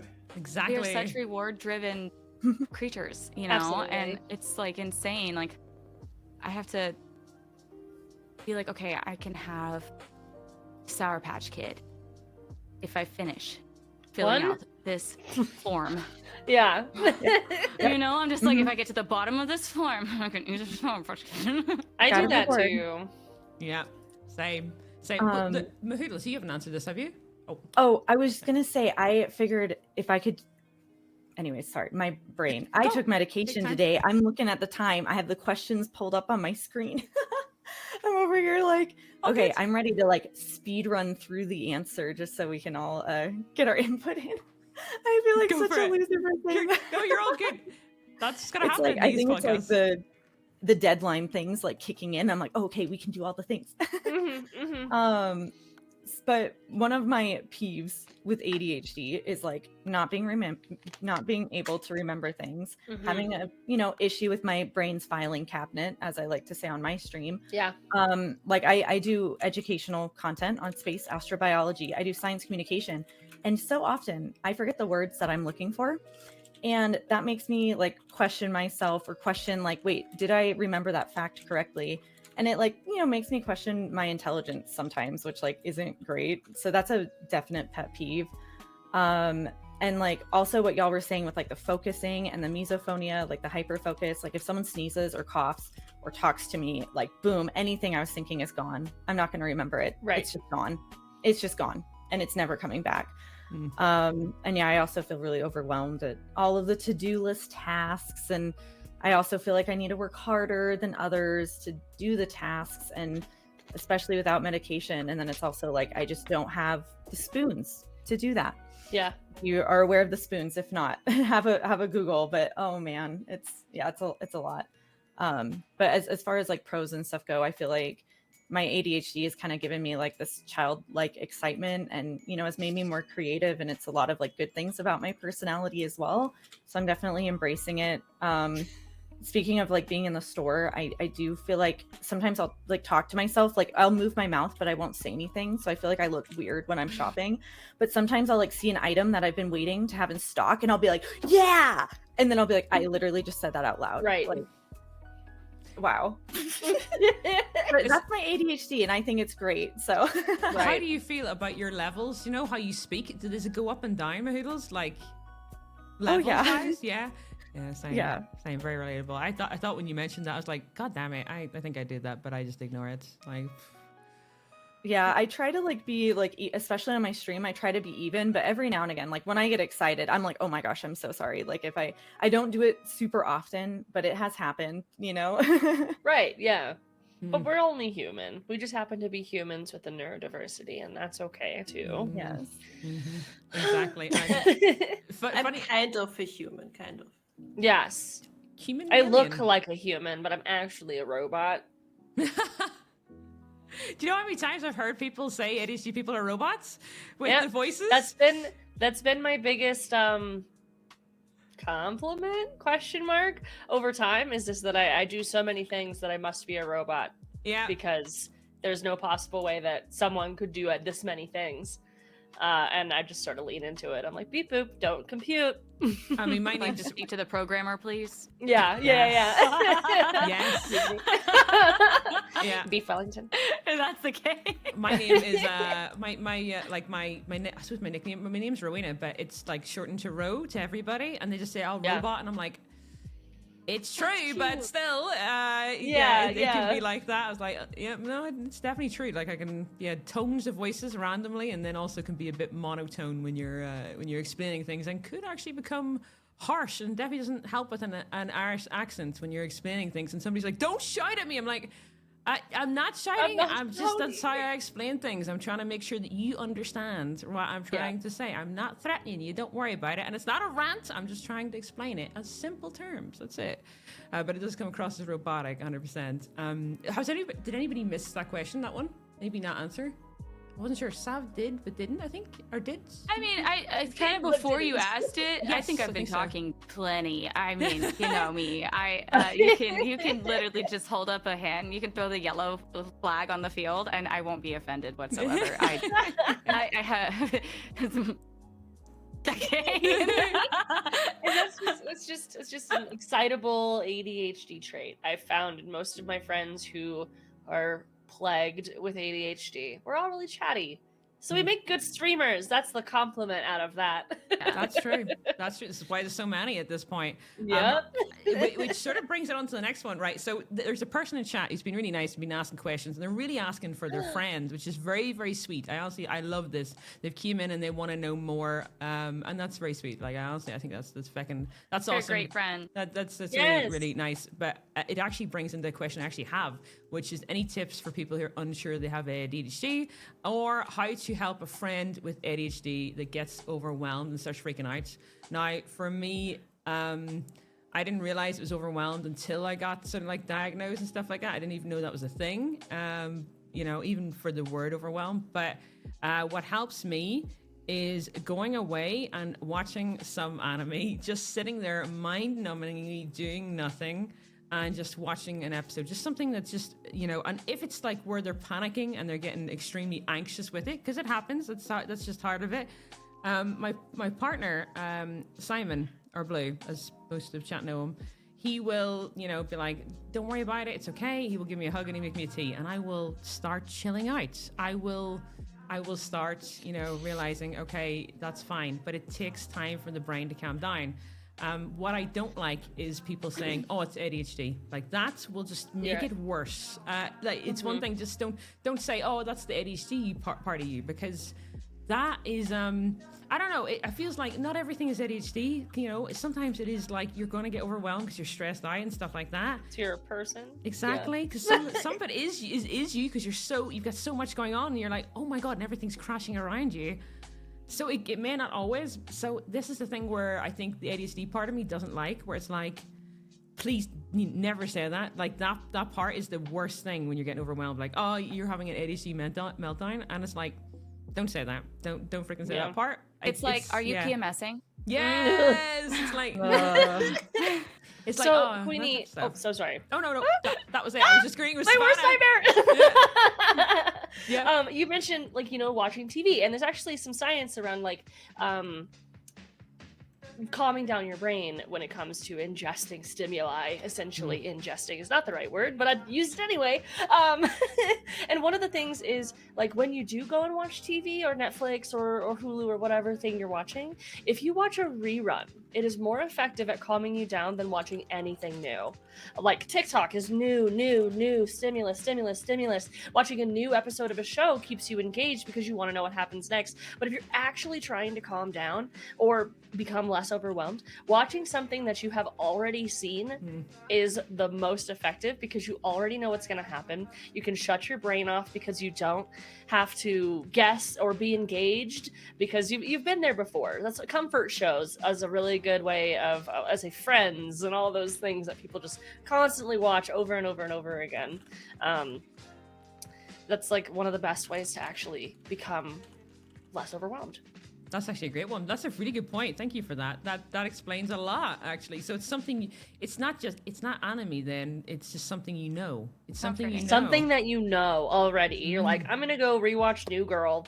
I love that. I have one. I have a little tiny tidbit too, and about how to support somebody that's dealing with overwhelm, and because I've had to, I don't really get to be medicated during the day because that I take my medicine at night when I'm working, and so all of my human interaction happens unmedicated, and so it's a lot. And especially as a parent, I try to make sure that my patients and I'm not having these outbursts, and because dealing with the anger and the irritation that happens with the sensory overload and sound sensitivity and hyperfocus interruption, all those things, it's very enraging, and so I've had to kind of really lean into the soothing and managing overwhelm part for myself.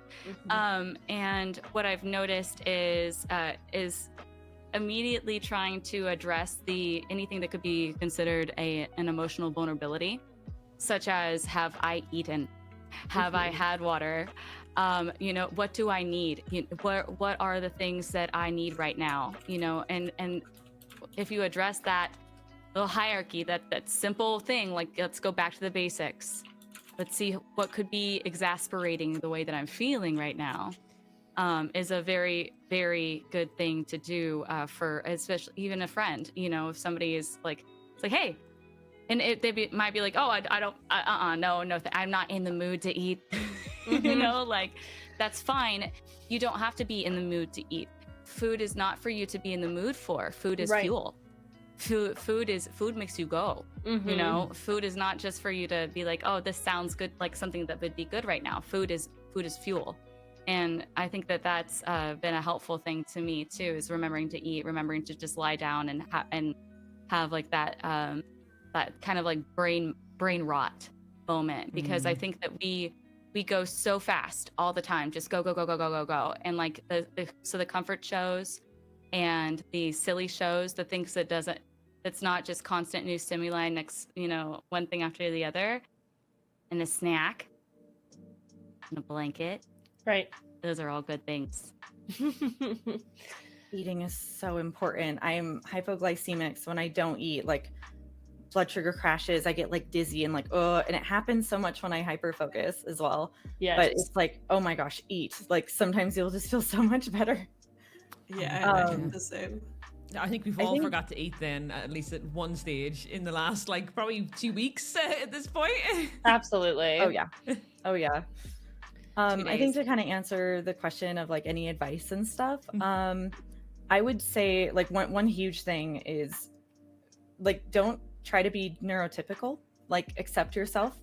Know that you are different, because our whole lives we've been like almost forced or like urged to squeeze into this box of like neurotypicalness, and this is something I'm still working through, but realize that it's okay to be different, and it's okay to be yourself, and do the things that you need to do that work for you. Like, I know earlier we were talking about like haha yoga, haha planners, like, right, you might have to work around and find things that work for you, but don't allow others, or like, your different approach to a problem or something make you feel guilty or less than, because that is not true.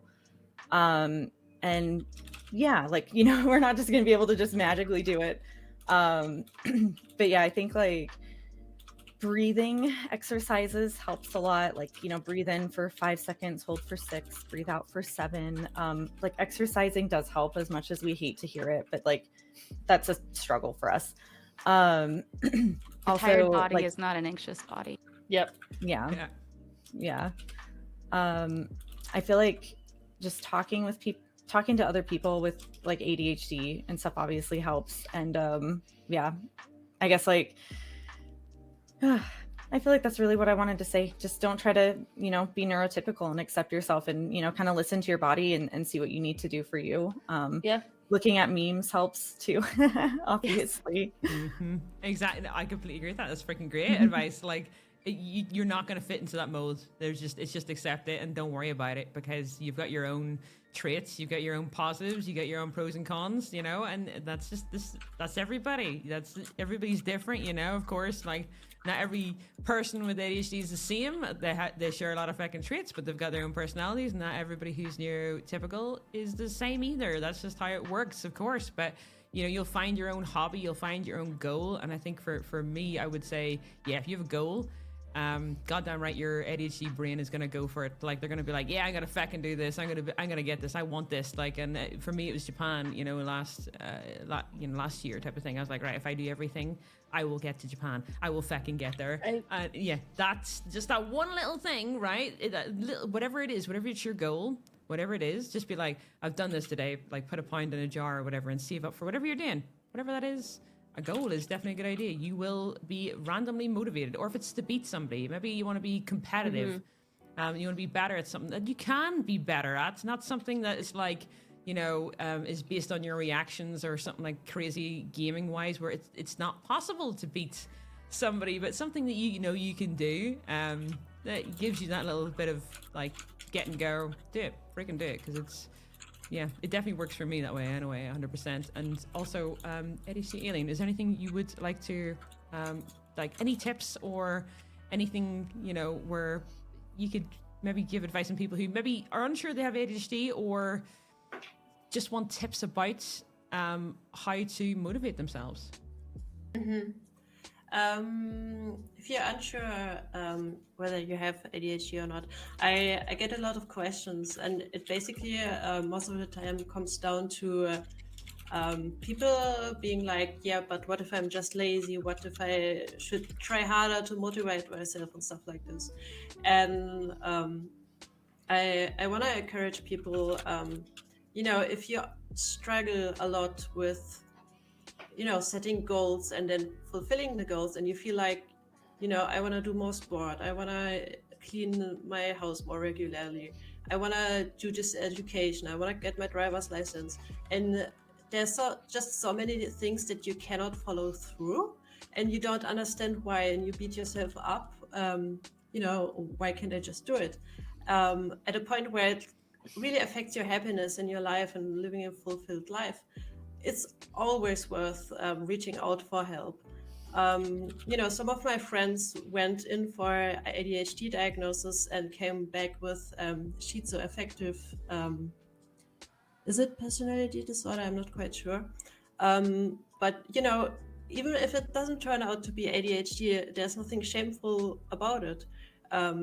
If you can't live the life you imagine, and you feel like you struggle more than other people around you, and life is just a little bit harder, even if you don't get any diagnosis at all, you deserve help. And when it comes to like motivating yourself and being sure whether you like, that's like a normal people thing, like, oh, I just feel so lazy. I can usually tell when I'm not medicated and I procrastinate. I can feel the anxiety, and I'm like, I don't want to do this. You know, I could do the dishes right now. It's fine too. But it's a difference when I'm like, you know, the ADHD problem is, I really want to work now. I really gotta do it now, but I can't. You know, my mind is screaming no. My body is screaming no. Then you for sure can be like, oh, this is just not just laziness. You know, if laziness even exists. You know, it's a thing that you could be getting help for, or, you know, could get treatment for. And it's just always when I can understand it, because everyone has executive functions, right? So everyone can have problems with time and motivation. But if you feel like most of the day you're just fighting with yourself, that's a good indication that you should go somewhere and talk to someone. And I was so ashamed. I was so sure. Going to the doctor, they would laugh at me and be like, oh, you don't have ADHD, you're just lazy. And then it turns out, you know, I have like almost full score, really bad ADHD. I know I make ADHD comics. And people with ADHD, there's a study for this too, I love studies, tend to underreport their struggles. So they don't exaggerate. It's the opposite. You know, they like kind of like don't notice how much they're suffering, and they also like don't play it. So, you know, just don't feel ashamed about what you're going through. Would be my That's great advice. advice. Really good advice. Amazing. Yes. I love that. uh, Spending the time fighting with yourself. I was like, oh, yeah. No, I wrote it in Ah. chat too. I was like, that's such a powerful statement. It's so true. Yeah. Yeah. Also, there's one other thing. If a doctor does laugh at you for saying you think you might have ADHD, that doctor is just shite. There's nothing you can do You about need a new it. doctor. Back and get rid of that doctor. I've heard so many horror stories, especially if you are, you know, a woman or LGBTQ or something like that. Listen, that doctor's wank. There's nothing you can do about it. There's probably some issues there with them. Don't worry about that. They're just a really bad doctor. Just find another one, because trust me, you know, you should be taken a bit seriously about it, you know, as ADHD Alien has said. But I've heard so many horror stories, especially in the US. Just in case, like they do something stupid, like my first one that said try yoga. But like there is, you know, there's stupid people in every profession. That's doctors. Very respectable profession, but there is people who are, you know, ignorant or old-fashioned or both. So just don't worry about that. One of the most powerful things you can do as a person with agency over your life is leaving a doctor's appointment. Just telling them that I don't think our goals are aligned and I'm going to find someone else. And walk up, find the door, hopefully you don't get lost so your power isn't diminished by being lost in the back of the doctor's hallways, but just leave. I've done it before and it just makes you feel so good because you're like, great, I left that doctor, they know that I was disappointed and I can go find a new one. You know your body the best. Sorry to interrupt. No, true. You do.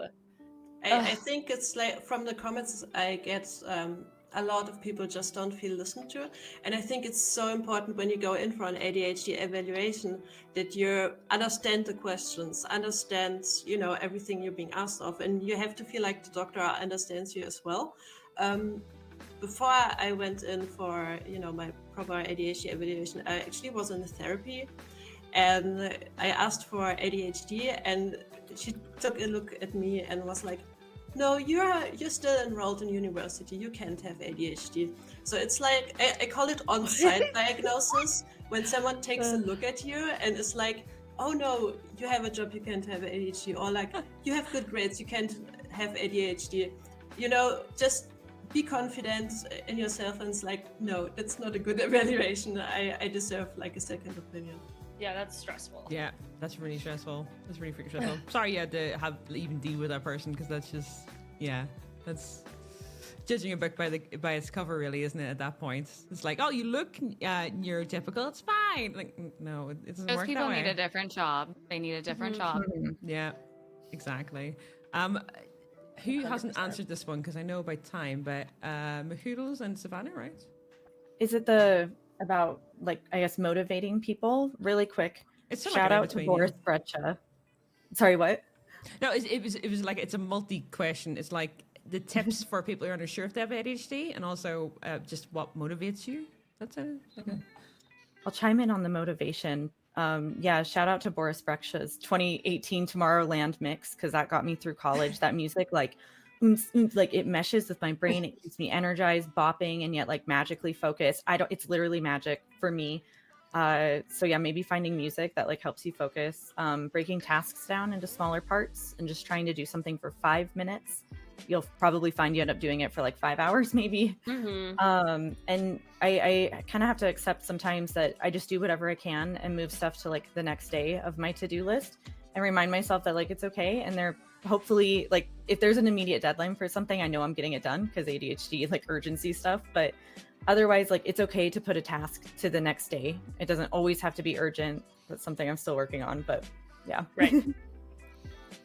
I started using the green, yellow, red method, and it's helped me a whole lot with managing my work schedule with my family duties and trying to have a semblance of you know, self-care and social life and things, and having the weight of each task that I need to accomplish in that day, and understand that, because for the longest time I mean, I'm somebody who plans out their hours. Like it's an hour in hour blocks, and I have alarms to tell me that I'm about to turn into the next task 5 minutes before. Right. Then when I'm turning the task, and then and everything else. And so I realized, okay, while doing the dishes might be that's actually like a sensory thing for me. So that's actually a yellow task. That's not a green task. For a neurotypical person, that might be a light task, right? It's easy. Right. You're just like, But for me, I have to work myself up to it. I hate the feeling of, I hate it. I hate it. I hate it. I hate it. I hate it. I hate the sound of, I hate it. And so I don't want to do it. And I have to work myself up to that. So I know that if I'm doing that, I'm not going to be able to do, I can't fit around, other yellow tasks. It's balancing your day out. It's like a spoons method in a sense that helps me a lot. Understanding that if I have something like this where I want to be present and engaged and have all of myself here, I realize that I need to block out a longer period of time so that I'm not, going into outer space or and whatnot, or getting sidetracked with something, getting time blind with something. It's a lot, but at the same time, as somebody who is late diagnosed and, is just figuring stuff out that as I go along, it's going to be a learning process. It's going to be what works for you. And sometimes that doesn't even come with like I said, like a clinical diagnosis. Sometimes what you need to do is say, wow, what these people are saying sounds like my life. Yeah. I want to make my life a little bit more manageable, and there's nothing stopping you from applying the things that you're learning to your life. You don't need somebody with a degree to tell you, hey, live like this. Yep. Yeah. And it's not your fault. Too, I think that's important to remember, and to do the self-soothing, and to remember it's not your fault. You're not responsible for your lack of executive function. You're not responsible for this disability. You're not being punished. You're not broken or messed up. It's not your fault. So it's important to remember that. And to be kind to yourself, and remember that inner dialogue can really, really add to the problem if you aren't, if you're allowing that criticism to be ongoing, and really letting yourself really just beat yourself up over things that you cannot control. Right. Period. 100% that. You can't do it. So just remember that like, you're still capable, you're still worthy, you're still valuable. There's nothing wrong with you per se. You're just wired differently. You're just different, and that's okay. But do what works for you, whether it be listening to music, whether it be taking a 20-minute walk, which is something that if you have the safety, if you're able to, I highly, highly recommend. There are billions and billions of studies. Everybody here knows that walking is so good for you, mentally, emotionally, everything, physically. So walking is really, really good, if you can. But yeah, just remember that that it's not your fault, and do what works for you. There's no secret manual that we're gatekeeping, Right. There's no right or wrong way to do things. It's throw spaghetti at the wall, see what sticks, and love yourself through it the best that you can. And keep trying, please. Yes, keep your chin up, and don't do negative self-talk to yourself. Yeah. Everyone experiences ADHD in very, very different ways, because everyone experiences the curse that is humanity in very different ways. So we just have to, ensure that just because something works for your friend and they're living their best life, and you tried that exact same thing and it's not working for you, doesn't mean that you need to give up. You just need to keep trying and keep moving forward and keep throwing the spaghetti, like Savannah said. And just, once it sticks, latch onto it, because it's gonna work. And it might change. And it might change, yes. And Your spaghetti might get dry and old and gross, and you need new spaghetti. Yeah. Agreed. And just to add on to that is the world wasn't made for ADHD people. It wasn't. Let's be real. You're going to have challenges more than another person, or you might have something that just doesn't work for you that works for a neurotypical person. That's just like how it works. And it's the world was made for like the average person. It's not going to be, you're going to have challenges. That's just how it is, but you will overcome it. It's not going to be, once you figure out a way around it, which you will, because I don't know anybody who's ADHD who's, who can't, you can do it. People will tell you, oh, you're lazy, or even occasions, depending on when you're born, may have told you you're dumb or anything like that. Ignore them. That's not the case. Nobody who knows anything about ADHD would ever say that, and that's certainly not the case. There's people that are absolute geniuses, entrepreneurs, people who run, millions and millions of pounds business who have ADHD. Some of them undiagnosed. Some of them have only spoke about it in the last couple of years because they've only known about it. Most of you guys are all crazy creative and don't ever let yourself get annoyed by it, because there's just, it is out of your control, but you're unique and you can do a lot. You can do a lot more than what people have give us credit for, like all of us over the years. And we're definitely showing that, and it's definitely been, it's coming into the public eye. And of course there's going to be people who lie about it, or not that they have ADHD, but people who make crazy stories up. We've all seen it in the UK news, in the US. They don't know any better. That's not their fault. They're not educated enough, and you just gotta remember that they just don't know yet. They might not know until they have a friend with ADHD. They might not get educated on it for years, but it'll take time. And in the next 10 years, everything will change, and it'll probably get easier. But we'll have to wait and see. And watch out for misinformation online as well. What could we for the scholars in the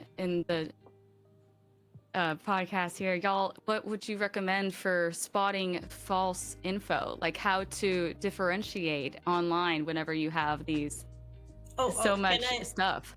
Can I suggest someone? Yes, please. I love Dr. Russell Barkley. He has written books, and he has a lot of YouTube videos explaining like all the medical science. He's the one who created like one of the executive functional theories, so very scientific. But lately he has started explaining research that comes out, and explaining it in simple terms, and then explaining some of the stuff that comes up on TikTok, and like debunking it and explaining it. And he is someone who has done so many studies himself, so you can trust that what he says is like very based in science and peer reviewed and stuff. So I suggest like Dr. Russell Barkley to everyone. Is it and taking charge of adult ADHD? Is that it, Alien? What? Is it like a yellow cover? I'm trying to make sure it's the right person. That's one of his books. It's really good. I also suggest this one. I see Rex put it in. Very cool. Thank Oh, you. yes, I know who this guy is. He's all over my TikTok. I've liked so much of his stuff. It's insane. Yeah, that's awesome. Same. Yeah, he has started making YouTube videos, and they're so good. Like, I had no idea, and I was just binge watching it. It's like it takes this. There's like the step between research and like information that I can understand, and he's like bridging it. Mm-hmm. Yeah, I think it's super important to, like, when you're Googling stuff. Just like every time you Google anything when you're sick, you're going to be told that you have cancer. You need to find like reputable sources of things. If you find yourself taking BuzzFeed quizzes to see if you have ADHD, that's wrong. I live on Google Scholar, which is free to everybody. Just type it into the Google search bar, and you'll go to like all of these peer-reviewed journals, all of these articles that are written and approved to be there. And then, of course, following doctors on social media like Russell Barkley and other doctors that are reputable and have, good content.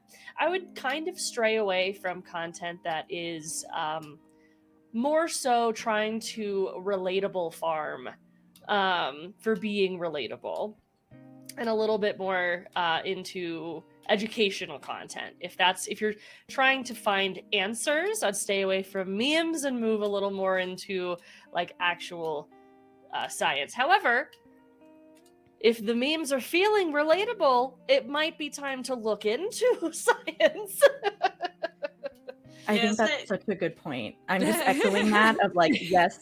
I know I said I got diagnosed through memes, but it is so important, especially with my science communication stuff. Like, definitely look into it and get like reputable sources. And yeah, exactly what Jen said. But yeah, if the memes feel relatable, it could mean that something's there. So I'm glad like you saw the memes and you saw the art and everything, and then you went and found help. Like, I think that's really cool because there's Like yeah, it's the first step.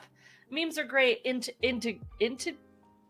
graders. That's not what I'm trying to say, but whatever. Gateways. A gateway, yes, it's a good gateway. But if you're using that as all of your basis, you're probably wrong. Unless it depends on who it is, to be honest. Like, Also, a lot of things wrap into it, like have the same symptoms as ADHD at the start. So, there's a lot of overlap with a lot of other things. So, yeah, maybe you should, if it just comes on over, over a sudden, maybe even things like cloudy or not remembering things, it might not even be ADHD. It might be something even worse. It's like, it could be, there's a lot out there.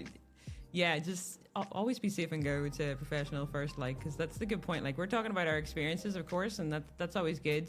And everybody else in chat is, but yeah, if you're worried, just literally go to an actual doctor.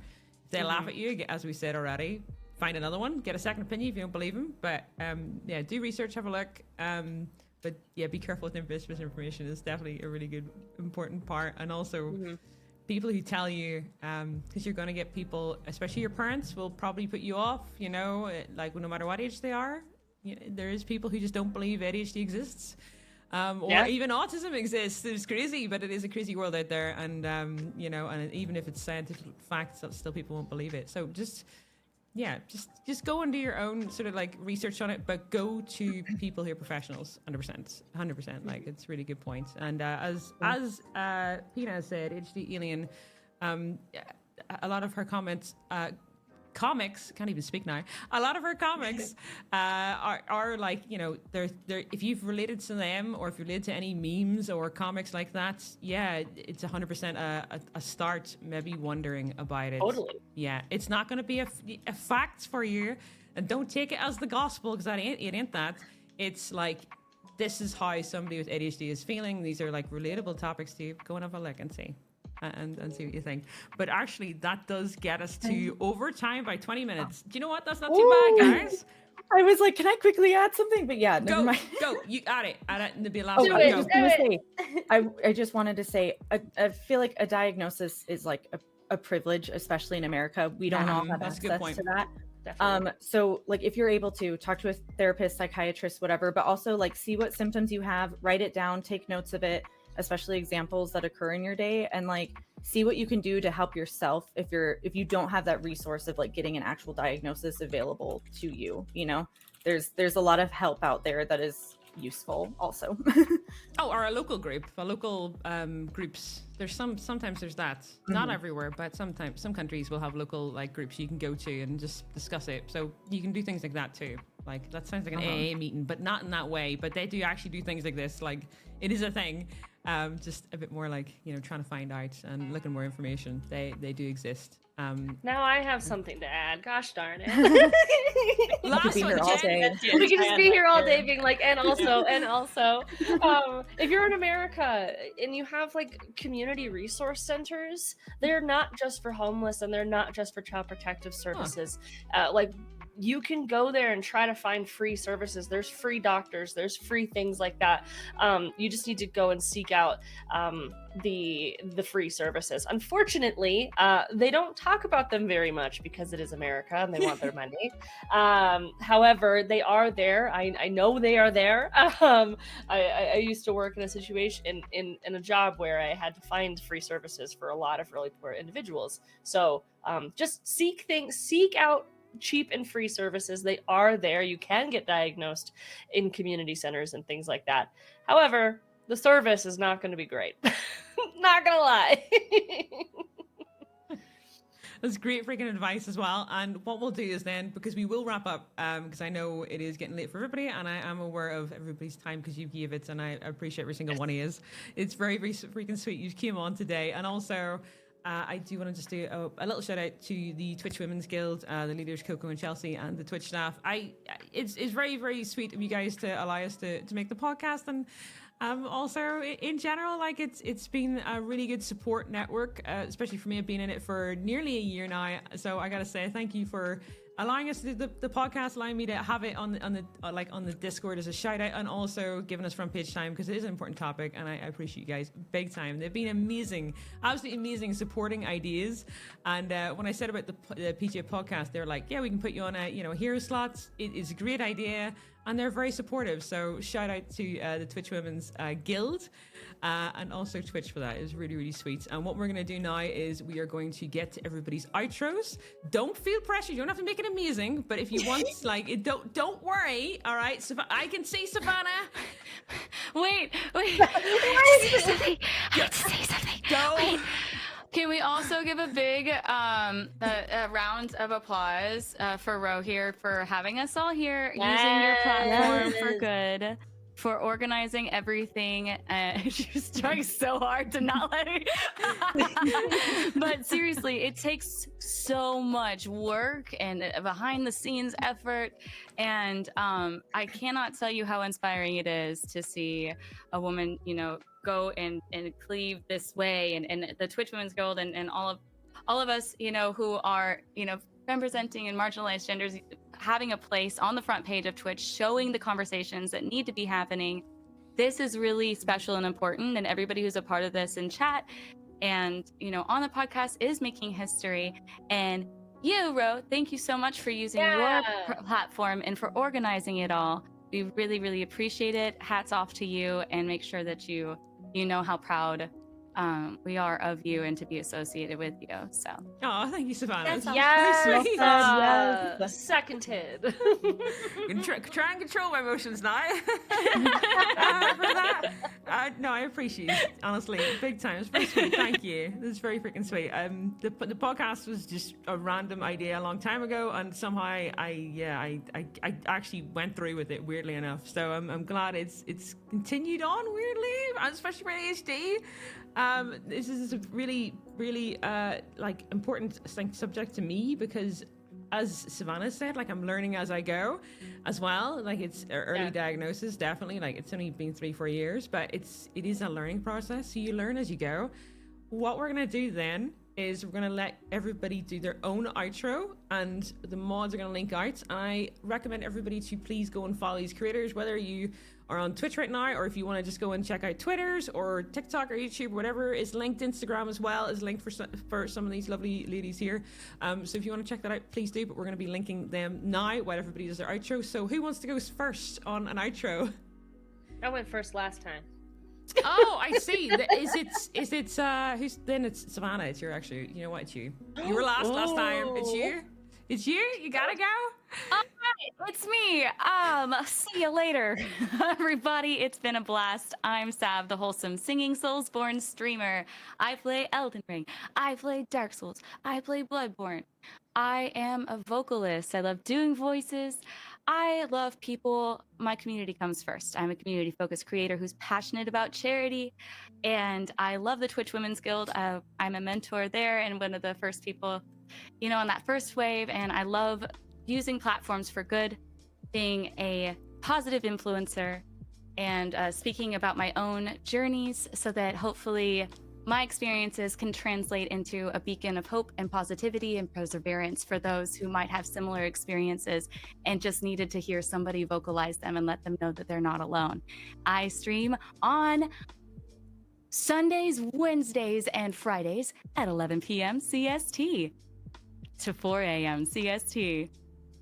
And I also have a Discord where we have anime nights, because I love anime just like Hey! So thank you. You can also check out my music online if you are into music and things. You just search Savannah Lowe everywhere. But I'd love to be your friend. I love being here. My socks are itchy. And take it away.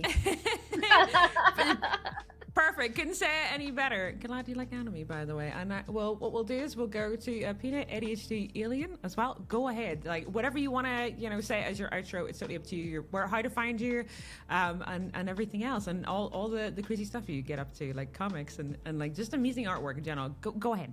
Oh, yeah. Yes, yeah. Yeah, if you wanna go more in depth on some tips and information, why can't I get up and do things? Where does this I'm so lazy feeling come from? Out my comics, just Google ADHD alien. I'll be everywhere. I am working on a graphic novel where I go in depth on everything. It's way bigger than I was allowed to make it because I want to stuff it so full with like explanations and I wanted to make a book that you can just hand to other people. Never have to explain anything again. Just hand it to people like, here, shut up. Yeah, thank you for having me. Never forget, your cycle can influence your ADHD symptoms. And gute Nacht.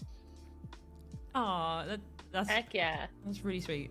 That's really sweet. And also, all again for Savannah and ADHD Alien, the links are in chat. Go and freaking follow, or else.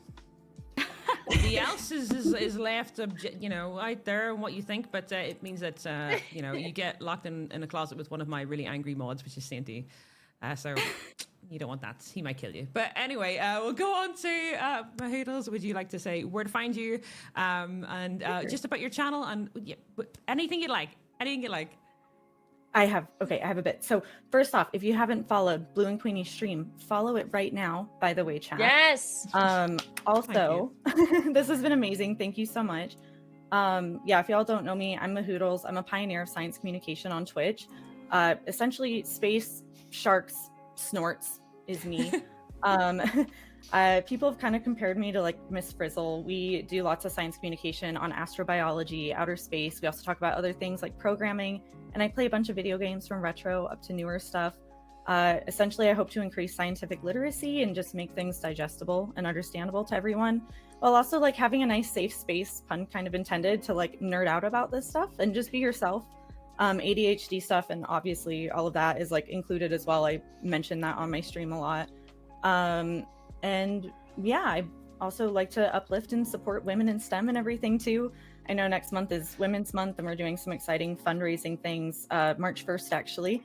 And I just needed to let you all know that I'm so excited. In like an hour, America is landing something on the moon for the first time in like 52 years. And I'm just pumped about it. So you can watch it live online. I just need to say that. Also, So cool. I stream every Monday, Wednesday, Friday at like 7 p.m. Mountain Time. And tomorrow I have an exciting stream with Sarah Alamed, who does Planetary Radio podcast for the Planetary Society. And I'm so hyped about it. So if y'all are into space, just throwing that out there. Anyways, that's me. Thank you so much for having me on here. No, thank you for joining. It's been fantastic. And actually, I had a few people come in from my chat saying, "Oh my God, Mahoodles is on your podcast. I just heard," and I was like, "Oh, we've actually got quite a few people in common." And I was like, "Man, I don't know anything about fucking space," but they're like, "Yeah, no, we watch it all the time. We know." And I didn't know how many people were like big into space and that style in my it's chat. so cool. It was so strange to me. I was like, "What?" It's so sweet to hear. Thank you all. Yeah, no, it was really interesting. Quite a few coming in. Origin and a couple others. I just remember Origin because he's the last one that came in. But no, honestly, you've been freaking insane, guys. You've been absolutely insane, and also for everybody's been freaking relatable. It's just. It's validating. It's really freaking validating. It really is. Really freaking is. And also, I'll not ramble because Jen, it is your turn. All right, you've had this time. You were last, so That's one last Go this for it. time. I love it. Hi, everybody. It was so freaking wonderful to chat and hang out with everyone here today. I am your friendly neighborhood plus size funny girl. When you come into my stream, I'm gonna try to make you laugh. And I would say that I provide a pretty high energy environment where I play Souls games, Skyrim, and Baldur's Gate 3 currently. I love doing first time playthroughs, hosting events that bring a bunch of people together to do fun things like voice acting or talent shows or all sorts of stuff we've done over the years. You can also find me torturing myself by doing something I like to call Play Until You Beat It, where I play a single game in one single sitting, typically for charity. I am extremely passionate about raising funds for child abuse, LGBT rights and education, and suicide prevention. So I hope to see you around. I do stream 3 times a week: Sundays, Tuesdays, and Wednesdays. So whatever time works for you works for me. It's freaking sweet, guys. I loved everybody's outros. They're freaking insane. They're really well done, guys. Honestly, everybody seemed to be prepared. So, yeah, do you know, as an ADHD podcast, that is fantastic because we don't really prepare. So, like, Woohoo! goals Nailed it. achieved right there. Honestly, thank you so much, everybody, for joining. And I hope did the mod shout out the. Did you do that? Yes, you did. Yes, please. The last 2 people who just spoke was Mahoodles and Jen as well, and fantastic freaking creators.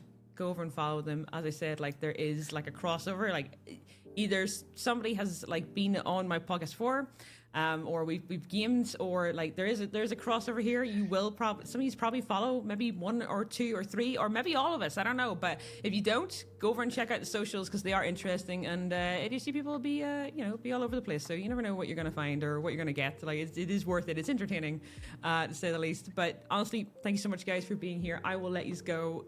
You're all freaking insane creators, and I've been, honestly, it was an honor to have you on the podcast. I appreciate every single one of you. Like, and hopefully, yeah, we get to maybe do this and again.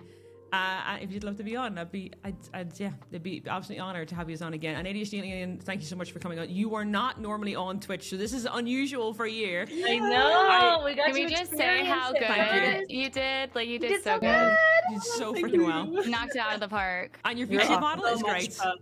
Thank you. Yeah, the only thing he didn't have is hands, so that's it. That's other than that, you're Next freaking time. insane. Yeah. Next time. Amazing. Yeah, that's it. I didn't even think about that when I said hands up. Yeah, I know. I didn't even freaking think of it. Jeez, the worst, the freaking worst. You tell, I don't know that many. I do know actually quite a lot of VTubers, but I didn't think about it at the time. God. Yeah. No, Yeah. some have hands. Next time. Yeah. So yeah, guys, no, that's the end of the podcast. Thank you so much, guys. I appreciate it. Yay! I will see you in chat. We're gonna see you in chat. I'm coming. I'm gonna be there. I'm gonna be there first. I'm typing it right now. I'm here. All right. Bye. See you there. Thank you. And how do I end? Oh, there we go. There we go. So that is the end of the 12th PGA podcast. Somebody can correct me on that. We've done quite a few at this point, and every single time I've tried to improve on something, and this time I tried to improve in the intro. Let's hope that was a little bit better this time. But oh, it's a podcast, isn't it? This is all the links to everybody in chat everybody who's been on the podcast today. Definitely sort of feel not overwhelmed, but like overjoyed, but overwhelmed at the same time. I think it's like an ADHD thing where you're like happy because you can sort of relate to so many people at the same time. And I think there is, like somebody said, imposter syndrome earlier. You definitely see that in a lot of neurodiverse people where they panic that everybody hates them, and it's really not the case. When you start speaking to everybody who has ADHD, you find like there's so much things you have in common that you can speak about that maybe somebody who's neurotypical may not have realized or not known. But I'd seen a lot of people in chat who said things that were very relatable. I'm so sorry we missed them, or the alerts were off. I apologize. Alerts actually were 100% off, and they're always off during podcasts to make sure nobody gets distracted. But including ADHD podcasts, it's probably very important to not have alerts on, because could you imagine that's a distraction and a half, guys. Distraction and a half. But I do want to say shout out to the lovely folks again over at Twitch Women's Alliance Guild. It's great. It is something else, that a little support system that we have, or a large support system is what I should say. They've been insane, absolutely insane, and helping us get a front page, so that not only the channel being on front page, but the actual other creators here that we can link out and showcase, which doesn't always happen, and it's been insane. And I'm really happy that the creators that were accepted to be on the podcast, everybody was all different. Everybody's in a different category. Everybody was specialized in different type of content. We got Mahoodles, who does space content exploration and talks about that and the education behind it. We got of course Pina, which is ADHD Alien, does comics about ADHD and, about the, basically an awareness of some kind. Of Savannah, of course, Wholesome does Souls, does loads of crazy content in regards to that, and Waffles as much as me. I must say, Waffles as much as me, and Jen, of course, like Jen, just literally all rounder. You play literally everything, so it's just great. It is freaking insane. It's been, the podcast is a bit of a challenge. It's good fun to do, and every time I've tried to do something different with it, but it's been really nice. So if you are looking to know anything about the podcast or the previous ones, or even the previous ADHD one, just, I have a link to it. It's in chat. I have it on our website, and all the podcasts are going to be linked to one, and this one is going to be linked here too. This one will be linked here. It is number 12. I was actually right. Holy shit, I was right about that. But it will be number 12. It'll be episode 12. And anybody who have had on the podcast before, including the previous ADHD one, if you want to actually check that out, where is it? What number was that one? There it is, episode 7. Yeah, episode 7. It was, God, that was ages ago. Freaking ages ago. But all the guests that I've had on here, they're all linked. And the creators, your favorite creator that you've came over from, or from front page, if you want to check out any of the creators, they're all on here, actually including Rach, who was on our last ADHD podcast, and she's absolutely amazing. Adulting ADHD is her tag, and does a lot of education around it as well, which is how ADHD Alien came in the chat. So yeah, honestly, a big up to them.